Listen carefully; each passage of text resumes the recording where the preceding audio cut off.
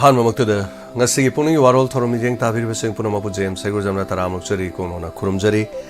Nasi Pukning Warol Torom Sandokchariba Sing 90.0 Megarsa Sandokchariba Wahong Radio. Test signal in a taba, Hauji in a Queen Satazari, Loinana, Haribasida Sandokchabadu Matoromani, Loinana, Ice Komgi, Home Sen and a Diamond TV, Hairega, 129 the Fungbigin. SKTV OTT gi asida trial oina su hariba sida channel 1070 da thajari masi khakta na Diamond TV Facebook amada YouTube hariba sida su live oina thajari masi khakta na Khusem radio loinena Manipur online radio da su hariba thoromasi lathukchari punama putaram nuk chabu loinena ikok no na kurumjari kadai de kari thokrabagi haiba ngasigi headlines kra nuktigi phone liba pause singdagi lokhucharaga miyamda thamjari Nasigi Toromasi, the mark season as a number screen the laser. Video call get to Sukudong Saba Tamzari Makada, laser 7005707 as in a video calling the Makudong Saba Pizari. Nungtiki Fonga Pauxegi headlines Kachitang Lokotagi. Nasigi Hanamakada Pizariba headlines as a Sanale Paktagi. Nongsho Maike the Arga Kongako Singa Yamna Chown, Unkanabagi Todo Omatokadori. Assam Rifles ke Parsnen Masing, Hengat Hanbagaloinana, Kulai Sanging Tokre. Loinena. Kanglup ki Irang na Manipuri tourism industry hat kri G20 nangna raba crore ke asading tawduna lay kiba hi sing nong khang sairi photo ga kona na ule loina na hauke reserve haiba mafam record to leite haina department of fondor kri loina na DMU gi a block mamang na mahiroi sing na uwa mai thaduna kanba khongjang sangsin kre rims da kidney transplant tawgi ayaba pikre Matam Kragi Mamang the Jenimsta kidney transplant Tokiba Simiam Gihena, Wainabagidabak, Directorate of Health Services Government of Manipurna Kidney Transplant Togi Ayaba, Pirak Padagi Yamna, Atubumatam, the Regional Institute of Medical Sciences Rimsta, Kidney Transplant Toba Hauragani Haina, Rimski Director Professor J. Sunin Kumar Sarmana Wafam Sifondo Kre, Loinana, Office Kadrabadi Tolopiro Hairubadi ITLF Ki Kongjang Handokre. Mizo Student Union Chief Minister Birena Warning Torokre Loinana Masini Ekoigi Impal City Kwaramat Kaiten the Killiba Gamla Singh Wadang Oshinpam on Tokle Photo Konana Fongli Loinana Kanglei Paki Meragi headlines Kazing Panjaraba the Pukang Haru Mamang Singh the Koke Militant Singh Kumtarakpo U the Tarani Pansuba ARG Kamun Bomb Caps in the Roma Maduda Handokhan Kre Loina GM University Mayro Sing the Talibabi P the Koshano Mayros in a block my Takibagi Mamanga Poche Peshel my Tabi photo Konan of only Sugunu the Mara Pai singing me from Pantokre Koke Militant Sing the Sugunu the Lepton on Mayam the Bon Capsuli Kunapa Sing the Koke Militant Sing Taktok Nanabonabada Central Forcing nothing but P Kunapa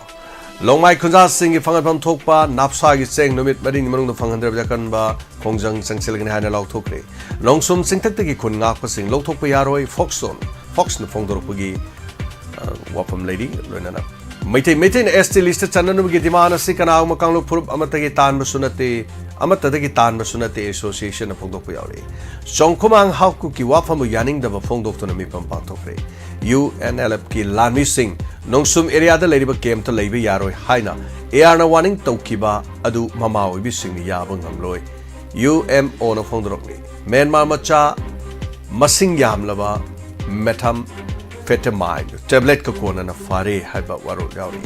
BAW F Manipur Malem Imalon no mit Pang Topagaloinana Manasing Lan Tolin Hari Sishan Forum Sugunu Gilan from the Sanction Kunga Living Mating Pankre Mafong Kalagi Mio sing na Sugunugi Mafam Sid Sanctionuna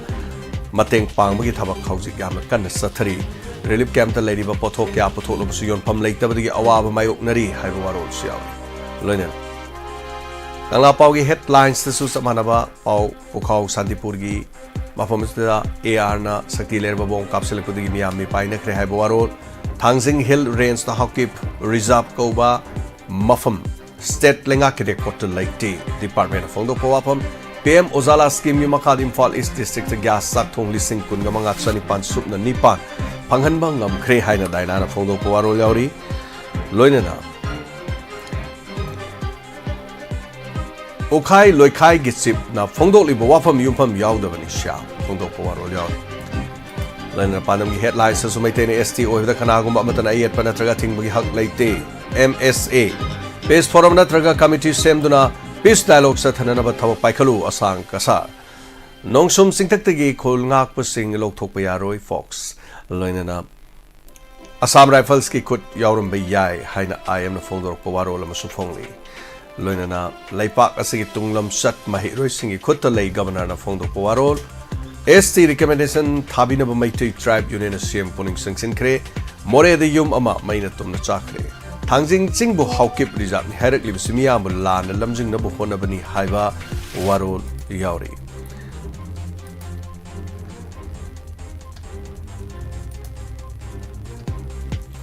Tigi Poma Pause,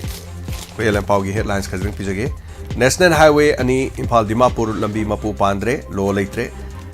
Dimapur the Kampu Paugi Marakta sing the Kulai Pibes in a Sogri Yung, Budona Lep Lagari sing the Shen Mole.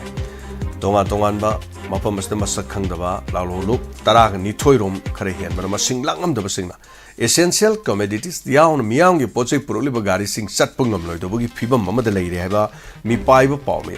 Sugunuda Landaragliba, Cookie Militant sing Taktoke Haivada, Central Force na Ting Badagi Land, Lep Trick Hari. Learn Pukau Santipur Cookie Militant sing the Nongway Capsula Sam Rifles no Bom Mangataru Capre. Airport Mio Ama Brown Sugar Kilo Aniga Kona Fare. Learn Impulse City da unregulated parking ki Wathok High Court ki Order Matakta. On Tok Tabaki Ship Secretary on Official Tarada legal notice speaker. Legana report Tagada Matam Loigadore MMTU na si Minister Memorandum Pisan Kre Sing the Oigera Tam the Oigera Gari Sing Sat Pada Apan Babibu Kudak the Lepu Asang Podropo Aikoi Punamagum Tem Toktana in call Question Bikrabani Naikoi Gisu Makoina Leramam from Sing the Lavida Matam Kara Levi Karikai Bagi Turasan Purgi Tinkang Paigi Kunjam and Pondo Poaro Lan Ngak Payao Mahiro Singsu examination Saruk Yabu Hai Waro Yaw. Asigalo Silak with the Ponopong headlines Kazikam Matak Kisipizage. So government employees sing ITLF ki Wafam Indian office Kana Kidre have Waro Yawi. Biles Sip Amana Tangjing singing Matan the Pondoki Wafam Semjin Sajin Benichanavayaro government. Roina Air Nanong Sumda Bomb Kaptuna Lan Orai Kreheri. Miamna di Bomb Kappa si Cookie singing my capsule mini hand, Mam Lono Kedubu, Makoi, Lan, Orai Bagi, Pibam, Hivagi Warol Masulagli Manipur Mizo, Cookie Zo Sing, Purak Labadi Manipur Mizo, Cookie Zo Sing Putorok Labadi, my tasting Sultan Tokani, Mahero body Mizorangi Wapamani, social media Sam Yaw Wapam the Neru, Suno Maponka, the cookies in a bomb of the Pomakan Wika capsule ugly. Loinana. What is Saduna to the land, Lucindio? Hivaro, Masini.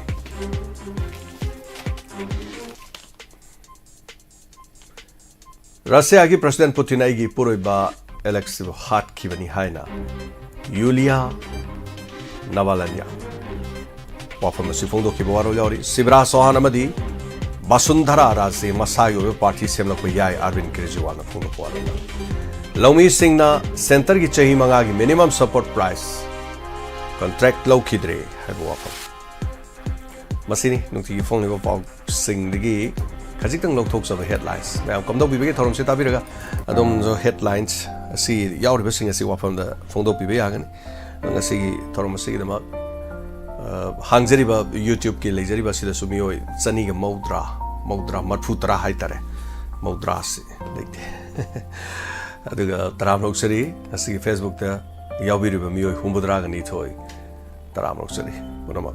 Yaifaba Paba Pau Taminasi, Sugunu Maikeda, Poche Mating Pangba, Yamnachani, Sugunugi Maikeda, Huzik, Oriba Tonga Tonganba, Pibam Sing, Kuigisu Olen Sapam, Mafam Adu the Poche Sugunugi, Huzik, Lanfam,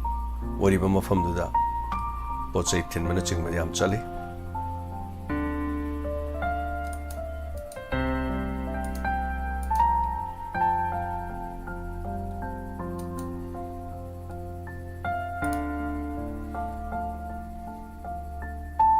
Call to you, Fundo Pio, see it from Seda.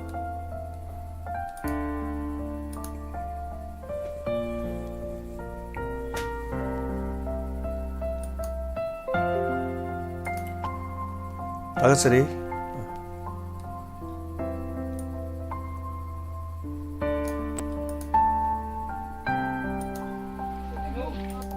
Sugunugi mafamda koi chaba thangnanaba polam sing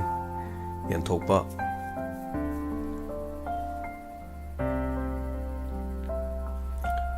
mafam asi kuntak lan sibaga chamana dai tare Sugunu police station ni mamang dawai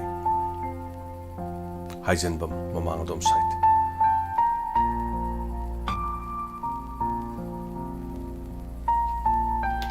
Hello Hello Taram Nuksari Sali Fajana Tajari Kurumjari sa Abraham amakta sa iba mayam na magso phone tawjari ba dum khomjang kwasipai dagini sa gi Pukning gi Warol iram khuding ma khoi gi saminariba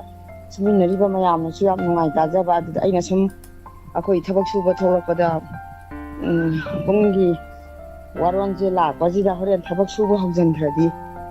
hekta su kaino yadabadu phangbra anta saruk yadaba kuyena tawrubada phangjare sa laiboi kamfare adu sana tawbiriba thabak khudingma hena mangol oiba chawkhatpa oidasno aduga khoigi ngasigi waraba iraibaksigi ibam punamak taibang semba mapuna haujanbiba oidana khoibu ingna sikna amtang thambiraktana Kudang kudimakta khoi mateng pangminnadana sarga adagi angam maikaida chaminnaje aduga khoigi thabak suminariba nupising siam nungsi akhoi asidasu sa training tawjari moi aramba unity kanogi akhoi kungi aduda breakfast saruk yachi akhoi paisa khaina sita ana hayeng sudum pangnaba tawjari atai thuidokpa hainingai yamna leijabana ti hai ba ningai yam leirasu khoina wa haibasu thoina haijabana tabanina aduga sigumba saage thabak thauram khuding mai khoi moi mayam som tam phongdu sum haiba do thabak su hogadi phone se ta phangdaba aduga video calling gumba to ina tawraga thabak suba khotpa utpa su mina kai hairam dagi ne ta khanba adugi suba kai de du utpa yaida adu utpa yaba mafam da utpa wani hausi law mafam da hausi law dradi lai haro bam da hausi law mi ngang nei da kai do ye do thabak subam dei thabak utpa wani kai su kai leite Hoi luhom da thaban chung ya ponte ba da hairakpa adu aina ngasi di lambi chalingai haudingai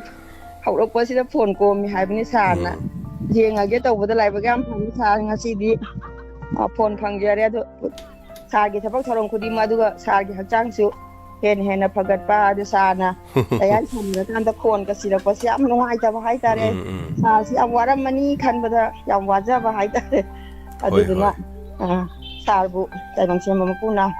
ade khoi ireiba indambu iramdambu punamak yaithaba pina bisana khoi punamak yaithaminar charbu wahai siga thamjarage sa jamngaise madam saro ya biba kem to kai ba leite ba dum thabak sopam dai thabak ulak pa kolak pa tawba karim to kai ba leite khaya sa da ku thaga chai kem to dum da khanbiru no thank you so much thaga chari thorum saro ya birak pangase gi Pukning Warol thorum da mayam khoi gi Sugunuda laiba khoi lan thengnariba chinau singge haiba tare matengni masi wi polam khoi olen sapam khoi luchingdana khoi pulap mafam adu dai tare khoi tengbang sachabagini na mafam asida khoi khongjom gi haiba tare khoi swai gi oina tawjaraga khoina sida muk tengbang se muk mayam dagi hai tare yum da sanga khairu banate mic am palaga mayam kaya pangbido no paya puthokpiro hagan as ai cheng pange ai adu pange da pange sel adu pange da pange pangpu do puthok pe wani mayam ado si mateng se dum khai besu dum mi ram dagi ngak ta khai dresu ai tare ana ai naw no pane si nap business ki ba su salini adana sigum mayam se ai tare khoi olen yauri amna se luchingba moina sali Wilamdam sige chinau sing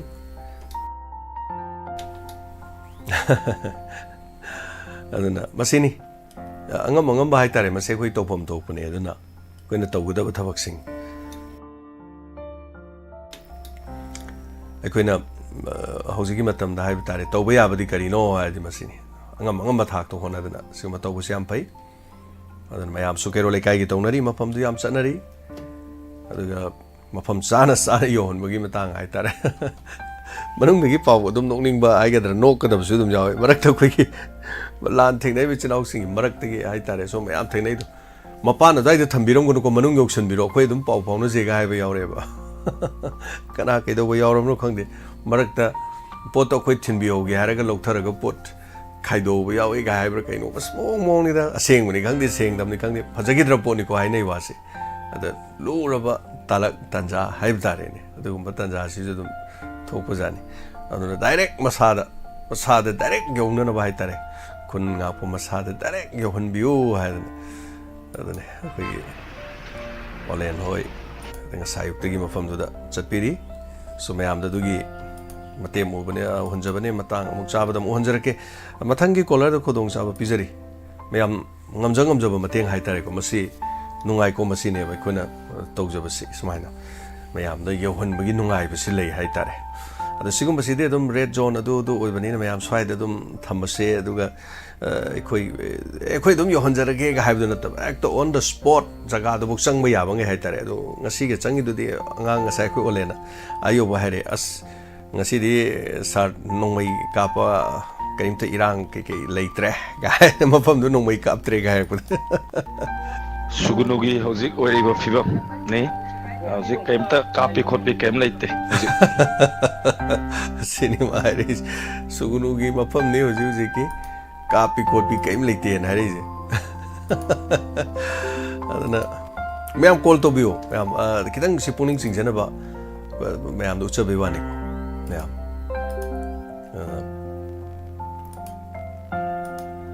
sin mayam ge do mating ase adu mafam sabada da khara sat mi hon biga lor tobam to puni masi khoi gi daita ni hai tare khoi gi responsibility hai tare ni masini khoi gi tawga da bani tawfam thokpani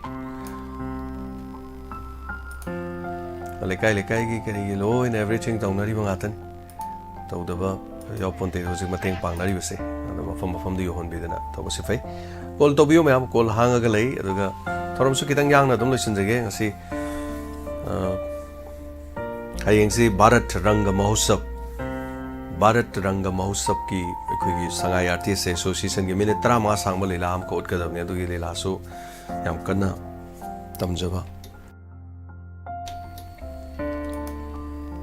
agachari hello mingalai fonga bisi mainole ki ma sakini tapio mama na ijab taram nusari asi koi sugunu da kana po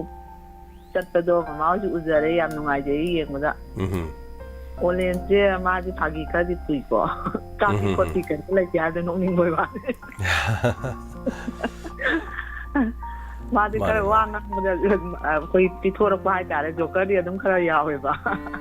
oh ma di sawgande masa se olena saw baje pa ude inspector ta ya ngarang ni hai tare ko mama je ai ta je ba ai di hatte koi gi ai hogala ga tangkhai or ko gi adai gi kara loi chala ko adai da koi gi yam ki ba gi mau ngom yo ro ko do ai di ki gandam ne ba ngasi ki gi ba hantak si tau bu ya ko adai do si na yam yaw ba do da kitang ngai ta ba hai tare adai di kaino na baba na kaino nang go inspector ta ai taraga kiba adam ki galam da banang na ki di bo ai khang di na si je baba ji kaino ma thakat ki bra kanom taw na adai ai sor sa no hondara mu kaino taw re yam man ba hai tar hoi numidang da taraga di amo hengani kara man ba hai tar ki ba na ta man ba se kara mani hai tar ayuk tu ai ding an na ta ya ba mami ngai da ai pam awat ngai da adu da cha ji da kitang kana yam ma le ngo ka mai te no khang di ba adu ga amana ai je lai sa bi ngai hui yam khong ga le ba ada imana sai ba do adu imu da sai ba do tap man ai na imung da khong oi na khoi gi a kaino ma lai pam bim ho ba du ma khong da la isai ga je fa na ta la hui ga je dang khong ba na ti na hui khong nu ngai ngam dia ni hui khong a pa le ha ni sai ba do asi mo ngai pa du ga khang ni ning jang pa hai ta ꯑꯍꯟꯈꯩꯁꯤ ꯍꯨꯏ ꯈꯣꯡꯕ ꯌꯥꯝ ꯆꯩꯌꯦꯕ ꯑꯣ ꯌꯥꯝ ꯅꯨꯡꯉꯥꯏ ꯏꯆꯥꯒꯤ ꯁꯦꯔꯦꯟ ꯑꯗꯩ ꯑꯃꯗꯨꯁꯨ ꯅꯨꯡꯉꯥꯏ ꯍꯣꯏ ꯍꯣꯏ ꯈꯪꯗꯦ ꯃꯅꯦꯝꯄꯣꯛ ꯐꯠꯇꯕ ꯁꯥꯕꯅ ꯃꯔꯣꯜ ꯑꯃ ꯃꯥꯜꯂꯤꯕ ꯀꯔꯝꯍꯥꯏꯅ ꯇꯧꯔꯤꯅꯣ ꯈꯪꯗꯦ ꯆꯔꯤ ꯉꯔꯥꯡꯒꯤ ꯑꯩꯈꯣꯏꯒꯤ ꯀꯩꯅꯣꯒꯤ ꯑꯣꯖꯥ ꯕꯤꯃꯣꯜꯒꯤ ꯀꯩꯅꯣꯁꯨ ꯑꯗꯨꯝ ꯑꯩꯗꯤ ꯉꯁꯤ ꯆꯤꯡꯈꯠꯂꯒ ꯑꯣꯏꯅ ꯇꯥꯔꯦ ꯉꯔꯥꯡꯒꯤ ꯊꯕꯛ ꯆꯠꯊꯣꯛꯎꯗꯅ ꯇꯥ ꯅꯪꯍꯧꯗ꯭ꯔꯦꯕ ꯉꯥꯏꯍꯥꯛꯇꯪ ꯂꯣꯏꯔꯝꯗꯥꯏꯗ ꯇꯧꯋꯦ ꯑꯁ ꯌꯥꯝ ꯀꯥꯟꯅꯩ ꯑꯩꯈꯣꯏꯅ ꯇꯥꯕꯗ ꯌꯥꯝꯅ ꯄꯨꯛꯅꯤꯡ ꯂꯧꯁꯤꯡ ꯑꯣꯏ ꯑꯗꯣ ꯍꯧꯖꯤꯛꯁꯦ FMR ꯍꯥꯏꯕ꯭ꯔꯥ ꯀꯩꯅꯣ ꯑꯗꯨꯁꯨ ꯃꯣꯏꯅ ꯍꯥꯏꯕꯩ ꯋꯥꯅꯤ ꯆꯠꯅꯗ꯭ꯔꯤꯕ ꯃꯥꯜꯂꯦ ꯑꯗꯩ ꯐꯦꯟꯁꯤꯡ ꯁꯝꯕꯟꯁꯨ ꯈꯥꯕꯗꯨ ꯈꯥꯗꯕ ꯃꯥꯜꯂꯦ NRC ꯆꯠꯅꯅꯤ ꯑꯗꯨ ꯑꯗꯥ ꯇꯧꯅꯩꯁꯤ ꯑꯃꯠꯇ ꯇꯧꯗꯕ ꯃꯥꯜꯂꯦ ꯑꯩꯈꯣꯏꯒꯤ ꯌꯨꯇ꯭ꯌꯨꯕꯇ ꯏꯆꯥꯅꯨꯄꯤ ꯑꯃꯅ ꯊꯥꯒꯠꯈꯤꯌꯦ ꯐꯦꯁꯕꯨꯛꯇ ꯆꯤꯡꯗꯗꯤ ꯃꯨꯛꯁꯟꯅꯤ ꯇꯝꯗꯅ ꯑꯦꯛꯁꯟꯅꯦꯅ ꯌꯥꯝ ꯐꯖꯕ ꯍꯥꯏꯇꯥꯔꯦ ꯃꯥꯏꯗꯣ ꯑꯗꯨ ꯇꯥꯔꯦ ꯆꯤꯡꯗꯗꯤ ꯂꯣ ꯂꯩꯇꯔꯦ ꯑꯗꯩ ꯑꯁꯥꯝ ꯔꯥꯏꯐꯜꯅ ꯁꯨꯒꯨꯅꯨꯗ ꯑꯩꯈꯣꯏꯒꯤ ꯈꯨꯟ ꯉꯥꯛꯄ ꯀꯩꯅꯣꯁꯤ ꯆꯪꯍꯟꯕꯤꯗꯣ ꯃꯣꯏꯅꯅꯦ ꯀꯨꯀꯤꯒꯤ ꯃꯤꯆꯪ ꯆꯪꯉꯤꯔꯕ ꯑꯗꯨꯕꯨ ꯀꯔꯤ ꯍꯥꯏꯗꯣꯏꯅꯣ ꯈꯪꯗꯦ ꯏꯃꯥ ꯏꯕꯦꯝ ꯑꯩꯗꯤ ꯌꯥꯝ ꯈꯣꯏꯗꯧꯁꯦ ꯁꯥꯎꯒꯠꯄ ꯋꯥꯅꯤ ꯑꯗꯨꯒꯤ ꯋꯥꯔꯤꯗꯨ ꯇꯥꯔꯨꯕꯗ ꯑꯗꯨ ꯂꯥꯟꯁꯦ ꯑꯗꯨꯃꯥꯏꯅ ꯑꯃꯗ ꯁꯨꯝ ꯇꯣꯡꯖꯤꯜ ꯂꯩꯔꯗꯤ ꯂꯥꯟꯁꯦ ꯂꯣꯏꯈꯤꯔꯣꯏ ꯀꯣꯏꯕꯨꯡꯉꯣ ꯑꯩꯁꯦ ꯍꯥꯟꯅ ꯊꯣꯏꯗꯣꯛꯅ ꯂꯥꯟꯒꯤꯗ ꯊꯣꯏꯗꯣꯛ ꯈꯜꯂꯨꯗꯕꯅꯦ ꯃꯥꯏ ꯇꯣꯛꯆꯈꯤꯅꯦꯕ ꯍꯟꯗꯛꯇꯤ ꯌꯥꯝ ꯊꯤ ꯈꯟꯒꯠꯂꯛꯄ ꯋꯥꯅꯤ ꯏꯁꯥꯁꯦ ꯏꯝꯐꯥꯜꯗ ꯂꯩꯔꯁꯨ ꯑꯣ ꯐꯔꯦ ꯐꯔꯦ ꯃꯌꯥꯝꯒꯤ ꯁꯦꯕꯥ ꯇꯧꯗꯅ ꯅꯥꯗ ꯌꯦꯛꯇꯅ ꯃꯌꯥꯝꯒꯤ ꯁꯦꯕꯥ ꯇꯧꯗꯅ ꯂꯩꯕ ꯑꯣꯏꯌꯨ ꯊꯝꯖꯔꯒꯦ ꯊꯥꯒꯠꯆꯔꯤ ꯏꯃꯥ ꯊꯧꯔꯝ ꯁꯔꯨꯛ ꯌꯥꯕꯤꯔꯛꯄ ꯊꯦꯡꯛ ꯌꯨ ꯔꯣꯃꯤꯂꯥ ꯃꯣꯏꯔꯥꯡꯊꯦꯝ ꯉꯔꯥꯡꯒꯤ ꯏꯟꯁꯄꯦꯛꯇꯔ ꯇꯌꯥꯏ ꯁꯛꯈꯪꯗꯕꯗꯨꯅ ꯊꯣꯡ ꯍꯥꯡꯉꯤ ꯍꯥꯏꯕꯗꯨ ꯌꯥꯝꯅ ꯃꯥꯜꯂꯤ ꯌꯥꯝꯅ ꯀꯤꯕꯁꯨ ꯐꯥꯎꯏ ꯊꯥꯒꯠꯆꯔꯤ ꯃꯊꯪꯒꯤ ꯀꯣꯂꯔꯗ ꯈꯨꯗꯣꯡꯆꯥꯕ ꯄꯤꯖꯔꯤ ꯍꯜꯂꯣ ꯍꯜꯂꯣ ꯍꯜꯂꯣ ꯈꯨꯖꯨꯃꯥꯟꯗꯒꯤ ꯁꯟꯖꯦꯝꯕꯝ ꯁꯤꯂꯥ ꯇꯥꯛꯄꯤꯌꯨ ꯀꯔꯤ ꯋꯥꯐꯝ ꯍꯥꯏꯕꯅꯤ ꯁꯥꯔꯒꯤ ꯉꯔꯥꯡ ꯏꯟꯁꯄꯦꯛꯇꯔ ꯇꯌꯥꯏꯗꯣ ꯀꯤꯌꯦ ꯑꯍꯤꯡꯗꯨꯗ ꯑꯍꯤꯡꯗ ꯀꯤꯌꯦꯕ ꯑꯧ ꯇꯧꯕ ꯁꯥꯔꯒꯤ ꯑꯦꯛꯁꯟꯗꯣ ꯏꯁꯥꯁꯦ ꯇꯨ ꯆꯨꯡꯕ ꯐꯥꯎꯔꯒ ꯌꯥꯝ ꯀꯤꯕ ꯋꯥꯅꯤ ꯏꯁꯥꯁꯦ ꯌꯥꯝ ꯅꯨꯡꯉꯥꯏ ꯑꯩꯅ ꯃꯌꯥꯝꯁꯦ ꯈꯔ ꯑꯝꯇ ꯀꯤꯍꯟꯒꯦꯅ ꯇꯧꯕꯅꯤꯗ ꯑꯧ ꯑꯩꯈꯣꯏ ꯃꯥꯗꯨ ꯈꯨꯀꯤ ꯊꯣꯡꯒ ꯊꯤꯜꯂꯛꯄꯒꯤ ꯃꯇꯥꯡꯗꯣ ꯊꯣꯡꯒ ꯊꯤꯟꯕꯗꯨ ꯈꯪꯕ ꯑꯃ ꯌꯥꯎꯕꯅꯦꯕ ꯑꯁ ꯇꯨꯒꯥꯁꯦ ꯈ꯭याव ꯆꯣꯡꯕꯖꯥꯠꯅꯤ ꯊꯣꯡ ꯊꯤꯜꯂꯛꯑꯁꯨ ꯑꯩꯈꯣꯏꯒꯤ ꯍꯥꯏꯅ ꯊꯤꯟꯕꯗꯨꯒ ꯑꯩꯈꯣꯏꯒꯤ ꯑꯧ ꯊꯤꯟꯕ ꯌꯥꯝ ꯀꯤꯕꯗꯣ ꯑꯧ ꯀꯨꯗꯨꯛ ꯀꯨꯗꯨꯛꯀ ꯆꯠꯂꯒ ꯃꯩꯒ ꯃꯝꯃ ꯀꯥꯟꯗꯒ ꯇꯧꯕꯒꯤ ꯖꯟꯇ꯭ꯔ ꯁꯥꯔꯒꯤ ꯖꯟꯇ꯭ꯔ ꯄꯤꯕ ꯈꯣꯠꯄꯤꯗꯨꯒ ꯑꯁ ꯌꯥꯝ ꯅꯨꯡꯉꯥꯏꯌꯦ ꯑꯗꯨ ꯁꯥꯔ ꯀꯩꯅꯣꯝꯇꯁꯨ ꯍꯥꯏꯖꯒꯦ ꯑꯩꯈꯣꯏꯒꯤ ꯁꯨꯝ ꯈꯨꯖꯨꯃꯥꯟꯗꯤ ꯃꯅꯥ ꯃꯁꯤꯡ ꯍꯤꯡꯒꯣꯜ ꯀꯣꯏꯔꯒ ꯍꯤꯡꯕꯅꯤꯅꯀꯣ ꯍꯣꯏ ꯑꯩꯈꯣꯏꯒꯤ ꯄꯣꯠꯁꯤꯡꯁꯤꯗꯤ ꯊꯥꯕ ꯃꯇꯝꯗꯗꯤ ꯋꯥꯅ ꯍꯣꯠꯅꯖꯗ꯭ꯔꯥ ꯑꯗꯨꯒ ꯄꯩꯁꯥꯁꯤꯗꯤ ꯌꯥꯝ ꯍꯣꯡꯕ ꯍꯥꯏꯇꯥꯔꯦ ꯍꯣꯡꯕꯕꯨꯗꯨꯅꯤꯅꯦ ꯅꯍꯥꯟ ꯑꯩꯅ ꯋꯥꯔꯤ ꯁꯥꯔꯤꯅꯦ ꯀꯣꯕꯤꯗꯨꯕꯨ ꯍꯣꯏ ꯁꯥꯔ ꯄꯟꯕꯗꯨ ꯑꯩꯅ ꯍꯥꯏꯕꯗꯣ ꯀꯣꯕꯤꯗꯣ ꯑꯩꯅ ꯊꯥꯔꯗꯤ ꯀꯣꯕꯤ ꯑꯃꯗ ꯑꯩ ꯂꯨꯄꯥ 10 ꯌꯣꯜꯂꯨꯒꯗꯤ ꯌꯣꯜꯂꯣꯏ ꯑꯩꯗꯤ ꯄꯥꯝꯃꯨꯏ ꯍꯥꯏꯕ ꯌꯥꯝꯅꯀꯣ ꯌꯥꯝ ꯍꯣꯡꯉꯦ ꯍꯥꯏꯇꯥꯔꯦ ꯌꯥꯝ ꯇꯥꯡꯍꯜꯂꯣ ꯍꯥꯏꯕ ꯅꯠꯇꯦꯀꯣ ꯍꯣꯏ ꯍꯣꯡꯉꯤꯁꯤꯕꯨꯗꯤ ꯂꯩꯕ ꯃꯤꯗꯗꯤ ꯐꯩ ꯍꯥꯏꯇꯥꯔꯦ ꯊꯥꯖꯔꯤꯕ ꯃꯤꯗꯨꯗꯗꯤ ꯆꯪꯈꯤꯕ ꯃꯇꯝꯗꯨꯒ ꯀꯣꯕꯤ ꯃꯃꯜꯗꯨ ꯑꯣꯟꯊꯣꯛ ꯆꯥꯟꯅꯈꯤꯗ꯭ꯔꯕ ꯍꯥꯏꯇꯥꯔꯦ ꯍꯣꯏ ꯋꯥꯈꯤꯕ ꯄꯩꯁꯥ ꯆꯪꯈꯤꯕ ꯃꯌꯥꯝꯗꯨꯒꯀꯣ ꯑꯁ ꯄꯣꯠꯁꯤꯡꯁꯦ ꯂꯣꯏ ꯍꯣꯡꯉꯦ ꯀꯣꯕꯤ ꯑꯃꯅ ꯐꯨꯜ ꯀꯥꯅꯕ ꯃꯥꯒꯤ ꯃꯄꯨꯝ ꯑꯣꯏꯕ ꯃꯇꯨꯝ ꯇꯥꯁꯟꯅꯕ ꯑꯣꯏꯅ ꯊꯥ ꯑꯃꯗ ꯀꯥꯕꯗꯤ ꯅꯠꯇꯦꯕ ꯌꯥꯝꯗ꯭ꯔꯕꯗ ꯃꯥ ꯊꯥ 3ꯗꯤ ꯆꯪ ꯃꯥꯜꯂꯦꯀꯣ ꯈꯔ ꯍꯦꯜꯂꯞ ꯆꯪꯕ꯭ꯔ ꯈꯪꯗꯦ ꯑꯗꯨꯃꯥꯏꯅ ꯆꯪꯉꯤꯅꯦ ꯑꯁ ꯏꯁꯤꯡ ꯆꯥꯏꯕ ꯈꯣꯠꯄ ꯋꯥꯒ ꯄꯣꯠꯅꯦ ꯍꯥꯏꯕ ꯆꯥꯏꯕ ꯈꯣꯠꯄ ꯑꯃ ꯇꯧꯔꯤꯕ ꯃꯌꯥꯝ ꯅꯨꯡꯁꯥ ꯃꯔꯛꯇꯨꯗ ꯅꯨꯡꯁꯥ ꯃꯔꯛꯇꯨꯗ ꯋꯥ ꯍꯣꯠꯅꯖꯔ ꯄꯣꯠꯁꯤꯡꯁꯦ ꯃꯃꯜ ꯑꯃꯐꯥꯎ ꯌꯥꯎꯕꯤꯗꯕ ꯍꯥꯏꯇꯥꯔꯦ ꯁꯤꯒꯤꯁꯨ ꯑꯋꯥꯕ ꯑꯃ ꯑꯣꯏꯔꯦ ꯑꯗꯨꯕꯨ ꯀꯣꯕꯤꯗ ꯍꯣꯡꯕꯩ ꯋꯥꯅꯤ ꯐꯗꯤꯒꯣꯝꯁꯨ ꯍꯟꯗꯛ ꯍꯋꯥꯏ ꯊꯔꯥꯛꯀꯁꯨ ꯌꯥꯝ ꯍꯣꯡꯉꯦ ꯐꯗꯤꯒꯣꯝꯁꯨ ꯍꯟꯗꯛ ꯈꯔ ꯐꯗꯤꯒꯣꯝꯁꯨ ꯃꯔꯝꯗꯤ ꯑꯃꯨꯛ ꯌꯥꯝ ꯇꯥꯡꯉꯨꯔꯦ ꯑꯗꯣ ꯍꯟꯗꯛ ꯐꯗꯤꯒꯣꯝꯁꯦ ꯄꯪꯄꯣꯠꯇ ꯄꯣꯊꯣꯔꯛꯇꯅ ꯐꯗꯤꯒꯣꯝꯁꯦ ꯑꯃꯨꯛ ꯈꯣꯡꯉꯦ ꯐꯗꯤꯒꯣꯝꯁꯦ ꯂꯨꯄꯥ 2ꯒꯤ 3ꯒ ꯇꯧꯕꯗꯣ ꯍꯧꯖꯤꯛꯇꯤ 2ꯒꯤ 3 ꯇꯧꯔꯁꯨ ꯌꯥꯝꯅ ꯇꯧꯔꯦ ꯍꯥꯏꯇꯥꯔꯦꯅꯦ ꯇꯧꯏ ꯍꯣꯡꯉꯦ ꯍꯥꯏꯗꯤ ꯈꯔ ꯍꯣꯡꯉꯦ ꯑꯗ ꯍꯧꯖꯤꯛꯇ ꯍꯋꯥꯏ ꯊꯔꯥꯛꯇꯨ ꯀꯤꯂꯣꯗ 40 ꯅ ꯇꯧꯕꯗꯣ 90ꯗꯐꯥꯎ ꯊꯥꯒꯠꯂꯛꯄ꯭ꯔꯥ ꯀꯩꯅꯣ ꯃꯆꯤ ꯑꯃꯗꯗꯤꯀꯣ ꯍꯣꯏ ꯑꯗꯨꯃꯥꯏꯅ ꯇꯧꯋꯦ ꯑꯗꯣ ꯑꯃꯦꯔꯤꯀꯥ ꯄꯦ ꯆꯐꯨꯠꯀꯤ ꯀꯥꯇꯣ ꯑꯗꯨꯀꯥꯇꯤ ꯑꯁ ꯌꯥꯎꯗ꯭ꯔꯦꯗ ꯄꯩꯁꯥ ꯌꯥꯎꯗ꯭ꯔꯦ ꯇꯪꯈꯥꯏ ꯇꯥꯁꯜꯂꯛꯄ ꯍꯥꯏꯇꯥꯔꯦ ꯑꯗꯨꯕꯨ ꯉꯁꯥꯏꯒꯤ ꯌꯥꯝ ꯊꯣꯛꯂꯛꯄꯩꯔ ꯈꯪꯗꯦ ꯑꯃ ꯇꯧꯋꯦ ꯈꯪꯗꯦ ꯑꯁꯤ ꯍꯤꯡꯒꯣꯜ ꯀꯣꯏꯕꯒꯤ ꯀꯔꯤꯝꯕꯨ ꯀꯥꯟꯅꯗꯦ ꯑꯩꯈꯣꯏꯗ ꯀꯩ ꯍꯥꯏꯅꯤ ꯄꯩꯁꯥꯗꯣ ꯈꯔ ꯐꯪꯉꯒꯗꯤ ꯑꯩꯈꯣꯏꯁꯨ ꯍꯤꯡꯒꯣꯜ ꯀꯣꯏꯕꯒꯤ ꯕꯤꯠꯇꯣ ꯈꯔ ꯂꯩꯖꯩ ꯍꯥꯏꯕ ꯄꯩꯁꯥꯗꯣ ꯌꯥꯎꯗ꯭ꯔꯕꯅꯤꯅ ꯋꯥꯕꯗ ꯋꯥꯔꯒꯀꯣ ꯍꯣꯡꯕꯁꯤꯗ ꯁꯤ ꯈꯛꯇꯪ ꯍꯥꯏꯖꯒꯦ ꯑꯗꯨꯒ ꯁꯥꯔꯒꯤ ꯉꯔꯥꯡ ꯑꯦꯛꯁꯟꯗꯣ ꯌꯥꯝ ꯃꯥꯜꯂꯦ ꯌꯥꯝ ꯀꯤꯖꯩ ꯑꯩꯁꯨ ꯃꯥꯅꯕ ꯍꯣꯠꯅꯕꯗ ꯇꯧꯔꯤꯅꯦ ꯍꯥꯏꯇꯥꯔꯦ ꯉꯁꯥꯏ ꯅꯨꯄꯥ ꯑꯃꯗꯨꯒꯤ ꯈꯣꯟꯖꯦꯜꯒꯗꯨ ꯈꯔ ꯁꯤꯔꯞꯀ ꯇꯧꯔꯒꯀꯣ ꯃꯥꯒꯤ ꯃꯈꯣꯏ ꯆꯥꯛꯄ ꯋꯥꯔꯤ ꯑꯃ ꯂꯩꯔꯤ ꯀꯔꯤ ꯋꯥꯔꯤꯅꯣ ꯈꯪꯗꯕ ꯑꯃ ꯍꯥꯏꯇꯥꯔꯦ ꯅꯨꯄꯤꯗꯣ ꯃꯥ ꯀꯔꯤꯒꯤꯅꯣ ꯃꯥꯅ ꯇꯧꯔꯛꯏꯗꯣ ꯈꯪꯗꯕ ꯑꯃ ꯂꯩꯔꯤꯕ ꯋꯥꯔꯤꯗꯣ ꯉꯁꯤ ꯈꯪꯒꯅꯤ ꯑꯗꯨꯒ ꯅꯍꯥꯟꯗꯒꯤ ꯉꯥꯏꯔꯒ ꯂꯩꯕ ꯍꯥꯏꯕ ꯇꯥꯔꯦꯀꯣ ꯑꯩꯅꯒ ꯑꯁ ꯅꯝꯖꯒꯦꯒꯅ ꯈꯟꯕ ꯍꯥꯏꯗꯤ ꯚꯤꯗꯤꯑꯣ ꯑꯣꯏꯅꯒ ꯅꯝꯒꯦꯒ ꯈꯟꯕ ꯉꯥꯛꯇꯅꯦ ꯍꯟꯗꯛ ꯇꯧꯔꯛꯏꯁꯤꯗꯤ ꯂꯥꯟꯒꯤ ꯋꯥꯔꯤꯅꯤꯅ ꯀꯦꯁ ꯌꯥꯎꯗꯕ ꯃꯤ ꯁꯤꯗꯕ ꯉꯥꯛꯇ ꯊꯤꯔꯛꯄꯅꯦ ꯄꯤꯛꯆꯔꯗ ꯎꯠꯂꯛꯏꯁꯤꯅ ꯀꯗꯥꯏꯗꯩꯕꯨ ꯂꯧꯊꯣꯛꯑꯒ ꯎꯠꯂꯤꯅꯣ ꯄꯤꯛꯆꯔꯗꯨꯅ ꯆꯥꯟꯅꯕ ꯍꯥꯞꯄꯦ ꯍꯣꯏ ꯍꯣꯏ ꯄꯤꯛꯆꯔꯁꯦ ꯑꯗꯨꯝ ꯊꯤꯔꯤꯅꯤ